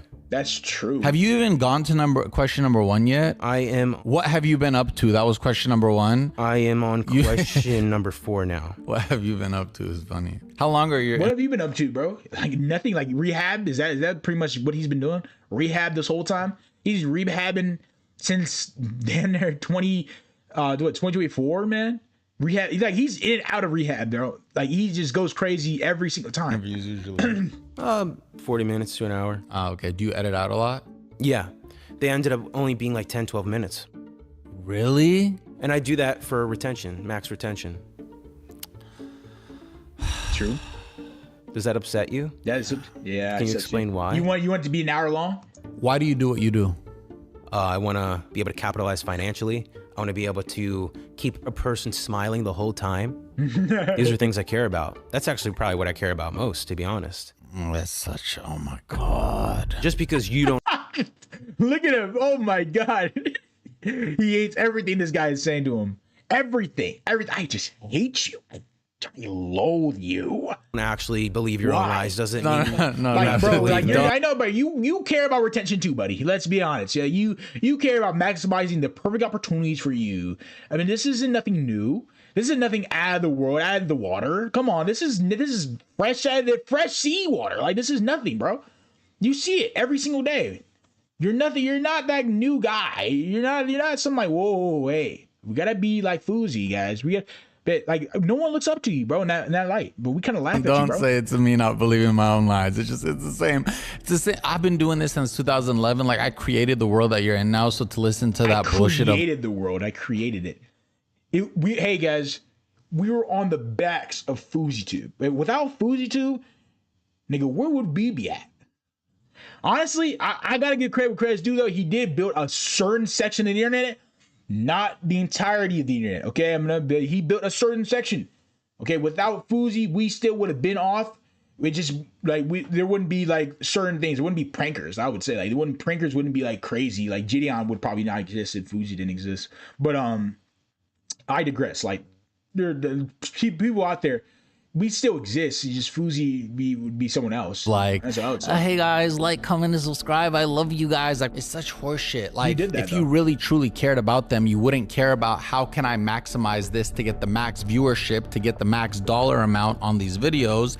And I'd rather post the longest form, you know, video for their entertainment purposes to give them the actual experience versus caring like, oh no, this didn't hit the algorithm. It only got 200,000 views. Fuck, I spent so much money on it. I should have got 1 million. You wouldn't care about that. Well, I'm doing very well on YouTube right now, and I don't think you are.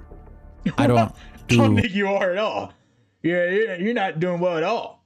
YouTube. Right. So maybe I should continue listening to my own advice. No, my brother. Yeah, my brother. I think you're right in certain aspects. Yes. If you care about your audience to that certain point, but if you care about your audience, you also should care about their time too. Like, yeah, if you care about your audience, you shouldn't like be putting your audience through like several hours if they're watching like a video, for example. Like if it's just a separate video of several hours, just because I made a video of several hours, bro, I can cut that down for you guys because I care about you guys. I care about your time usage. Exactly. For a stream, it's different. Stream, I can be on stream for an hour, 2 hours, 3 hours long, and it still be this. But you're tuning in at the time that you want to tune in. You're not tuning in the entire time. If you want to do that, you can, but you're tuning in at the times that you desire. Okay, for an actual long form that's 2 or 3 hours, that I don't want to tune in for that long. I'm not gonna go around. I'm not gonna scroll YouTube to sit around and listen to an entire freaking long form video. No, I'm not gonna do that. Now, especially for 3 hours. Hell no. But for a stream, you pop in for 20, 30 minutes and keep going, keep moving, leave out. YouTube was different back then 20 years ago when you were doing it. It's changed. A lot has changed. My brother, in this country has changed, but then people praise Donald Trump for being what he is to this country. What about the forefathers who, you know, created the world that he's in? For example, like I am like on the Mount Rushmore of the world that you are now in. It's true. Like, I mean, how old are you? 26. When did you start YouTube? 2 years ago. No one's gonna know you in 10 years. I've been here for 18 years and we didn't care about metrics and we didn't care about retention. No one's gonna know you in 10 years. I don't know about that. And we didn't care about how do I get these ADHD brains to stay on my video the longest to get Celsius to pay me more for a video. Like we didn't do that. Like when I created content early on, I wasn't even getting paid for YouTube. Like I'm that early. So I did it with the actual intent of when people see this, it's putting a smile on their face. They're enjoying this. But you also didn't have all of these things in front of you. People dangling money in front of you saying, hey, well, you know, if you do go about it this way and talk about us, you know, it's going to be better for you. If you put yourself in my shoes, how do you not care about maximizing all these different things in order to make the most amount of money? But that's why I don't play in that cosplay of it all, that world that you guys live in. Like, I understand what you're saying, though. Like to do that, you're not living in your authenticity. Whereas a true creator is gonna say whatever the fuck he wants, and whether he's liked or not liked, art is subjective, and he's gonna be okay with that because he's being true and authentic to himself. I like to find the middle ground. He is right. To a certain extent, he is 100% correct with the authenticity. You want to be authentic. That's why I teach that. But I want that's for streams for you guys. I do that. I'm my authentic, unfiltered self, and especially with my main channel, I'm starting to become more authentic, more on my main personality stuff. You know, I want you guys to really feel me, to really understand me. I want to be structured and all that. But there is a middle ground to it because you can't be authentic, entirely authentic, should I say, if you don't have certain structures in place. If you don't, you want people to keep watching. You want people to want to click on your videos. And to do that, you need to maximize certain things because the algorithm has changed. The landscape of YouTube has changed in a way that you need to change the way you go about things. Yeah, back in 2011, yeah, YouTube was a fetal, okay? It was a fetal state, man. It was the birth of YouTube was happened in 2005. YouTube was only 6 years old. YouTube is 20 plus years old, 21 years old now. YouTube is the same age as me, dude. As same as I was 6 years old when FujiTube was around. Okay, that was back the baby form. I was a little baby. Think about that, man. Think about that. Yeah, a little baby. Yeah, long form worked. But 21 is changed, man. The game has changed. The game has evolved.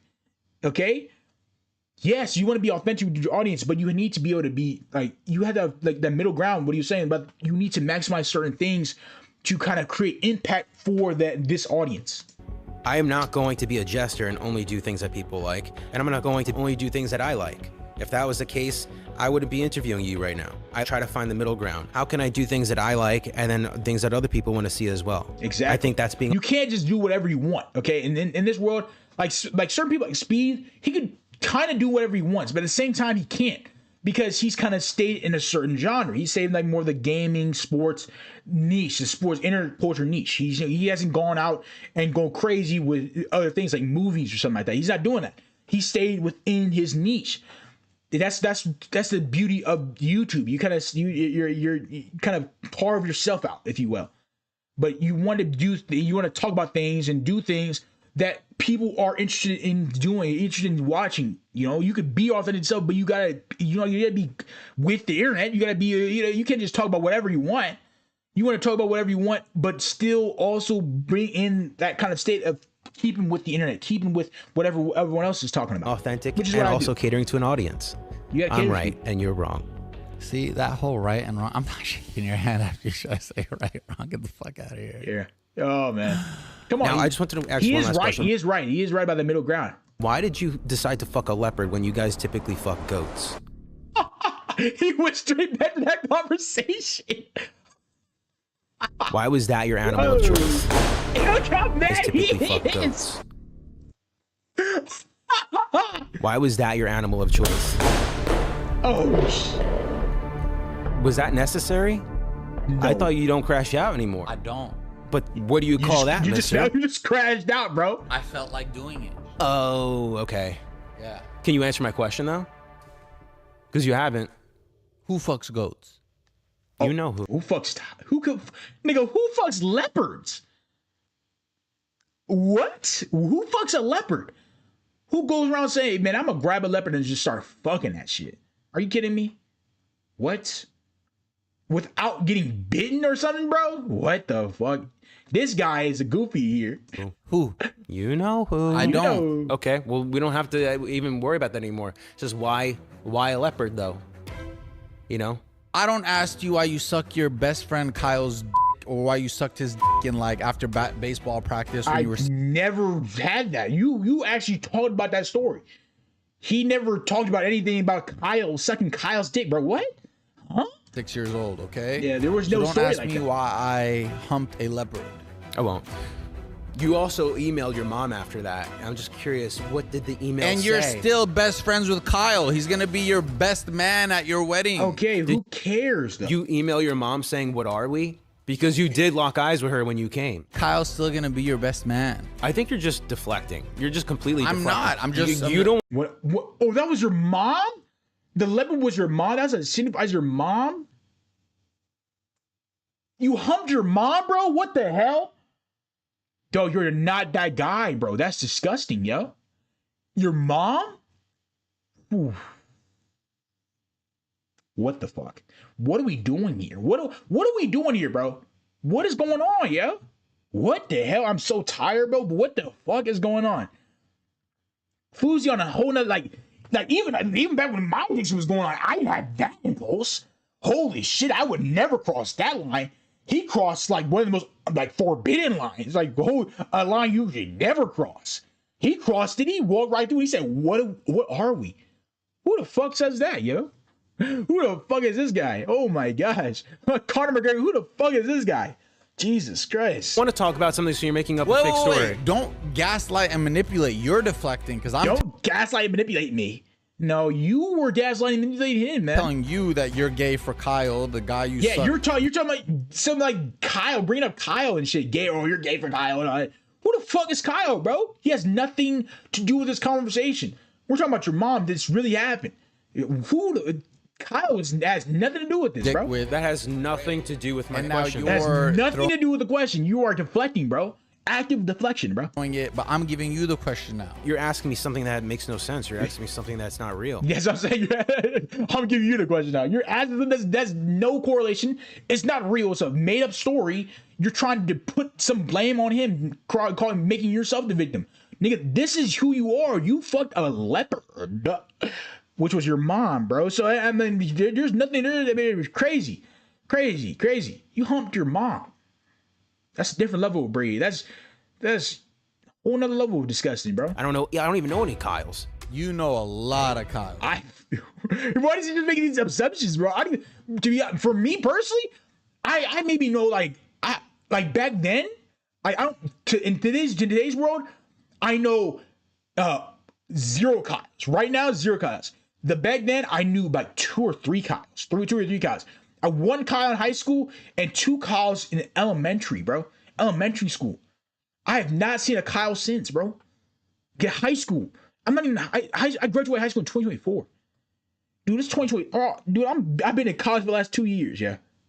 You know a lot of Ahmeds. My brother's name is Ahmed. Yeah, I know. You and probably a lot of Mohammeds too. My brother's in Muhammad too. Yeah. Wow, I'm just nailing it. I'm just nailing your own fucking nailing. Yeah.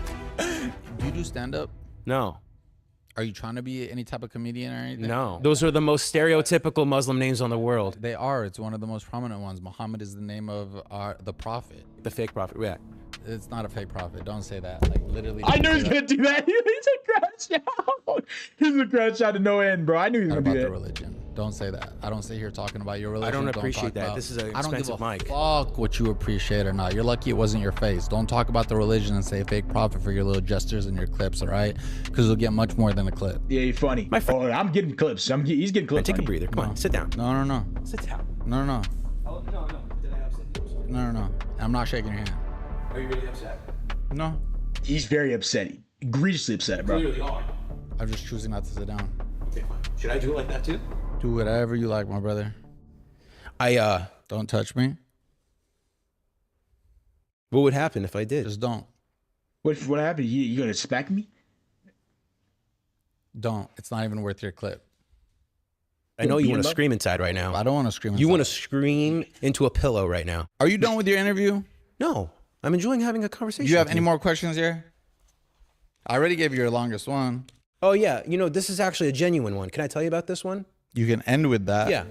I want to leave you with this. Yusuf, when you have potential for good, I think the devil will do whatever he can to pull you down. So all the battles and struggles that you had in your life, I think it's just a testament to how much potential you actually have. I think you have a lot of influence for good. You have a lot of influence to really help people in this world. And I think that God gives his toughest battles to his strongest soldiers. And I think that you're one of them. Amen. Amen.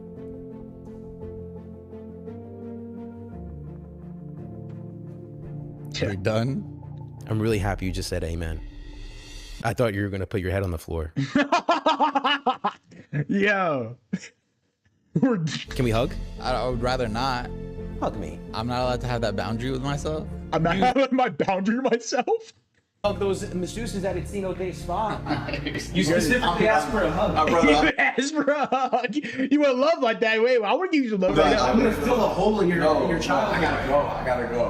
You have nowhere to go. I gotta be on Bradley Martin's podcast. You're going back to holiday. I gotta be on Bradley Martin's podcast for all his story.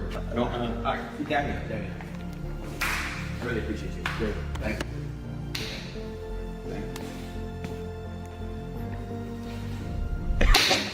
I just gonna do that. Don't do that. Don't do that. Like I had a choice. You got slapped the fuck. Oh fuck, dude, man, I am tired. Well, that's probably the longest stream I actually had, bro, in a while, in a minute. We got slapped the fuck out of here, man. Oh shit, Fuzi, man, funny. Oh man, he does have a lot of self control. I would say that for sure. Compared to what he would have done, he would have crashed out, and he didn't crash out to the absolute extent that he did before in 2024. But he's still a funny guy, man. He's still a funny guy. Nah, well, I'm sure in the comments. Top tier rage bear. He is though. He is. Okay, man. That's gonna do it for the stream, bro. This is a long stream. I ain't gonna hold you. This is a long one. Man. Man, I'm tired of shit, bro. Hope y'all having a good night, or hope y'all having a good rest of your night, bro. It was a long one. It was a longer stream, probably my longest stream actually, to be honest, on my channel. But Man, I love every single one of y'all. Man, I love every single newcomers, bro. I definitely love you guys, bro. Like to no end. You guys have really built me, and you know, I love y'all. Love y'all. Please keep coming in, man. I every single one of y'all, bro. Please, like I want y'all to come in. I want to talk to y'all. I want to speak to y'all. So you know, yeah, just jump in whenever you feel like it, man. I'd be happy to entertain you guys, man. Honestly, God, man. But you know, we got, like I said, updates. You've already heard from the very first start of the stream. You know, I updated you guys. Updates are going to be happening, so I'm just keeping you guys posted. But from now on, thank y'all. You know, we're gonna do some things. We got some things, okay? But have a good rest of your night. I love y'all. Word of mommies, PraiseKoi gang is the best, bro. I promise you. We a family, bro. We a family. That's who we are. Bro, I love every single one of y'all. Whoever you are, it doesn't matter what community you come from, what play or what culture you come from, or what region you come from. We have love from India, bro. Like, wow. Ooh. We need more. We love from India. We love from Africa, bro. Love from Asia. Love from Europe, bro. I don't even care. Canada, South America, bro. Who cares? Who cares? I want love from every one of y'all. But that's gonna do it, man. Thank y'all. Have a beautiful, blessed night, bro. It's nighttime, bro. Oh my God, I gotta go to sleep. But love y'all. Peace out. All love. Word of my mommies. All love to you. All love to you. I'm gonna see y'all and catch y'all on a new one next tomorrow. Tomorrow. We got a new stream. But I'm gonna catch y'all, bro. Peace out. All love though. All love though. Word of mom.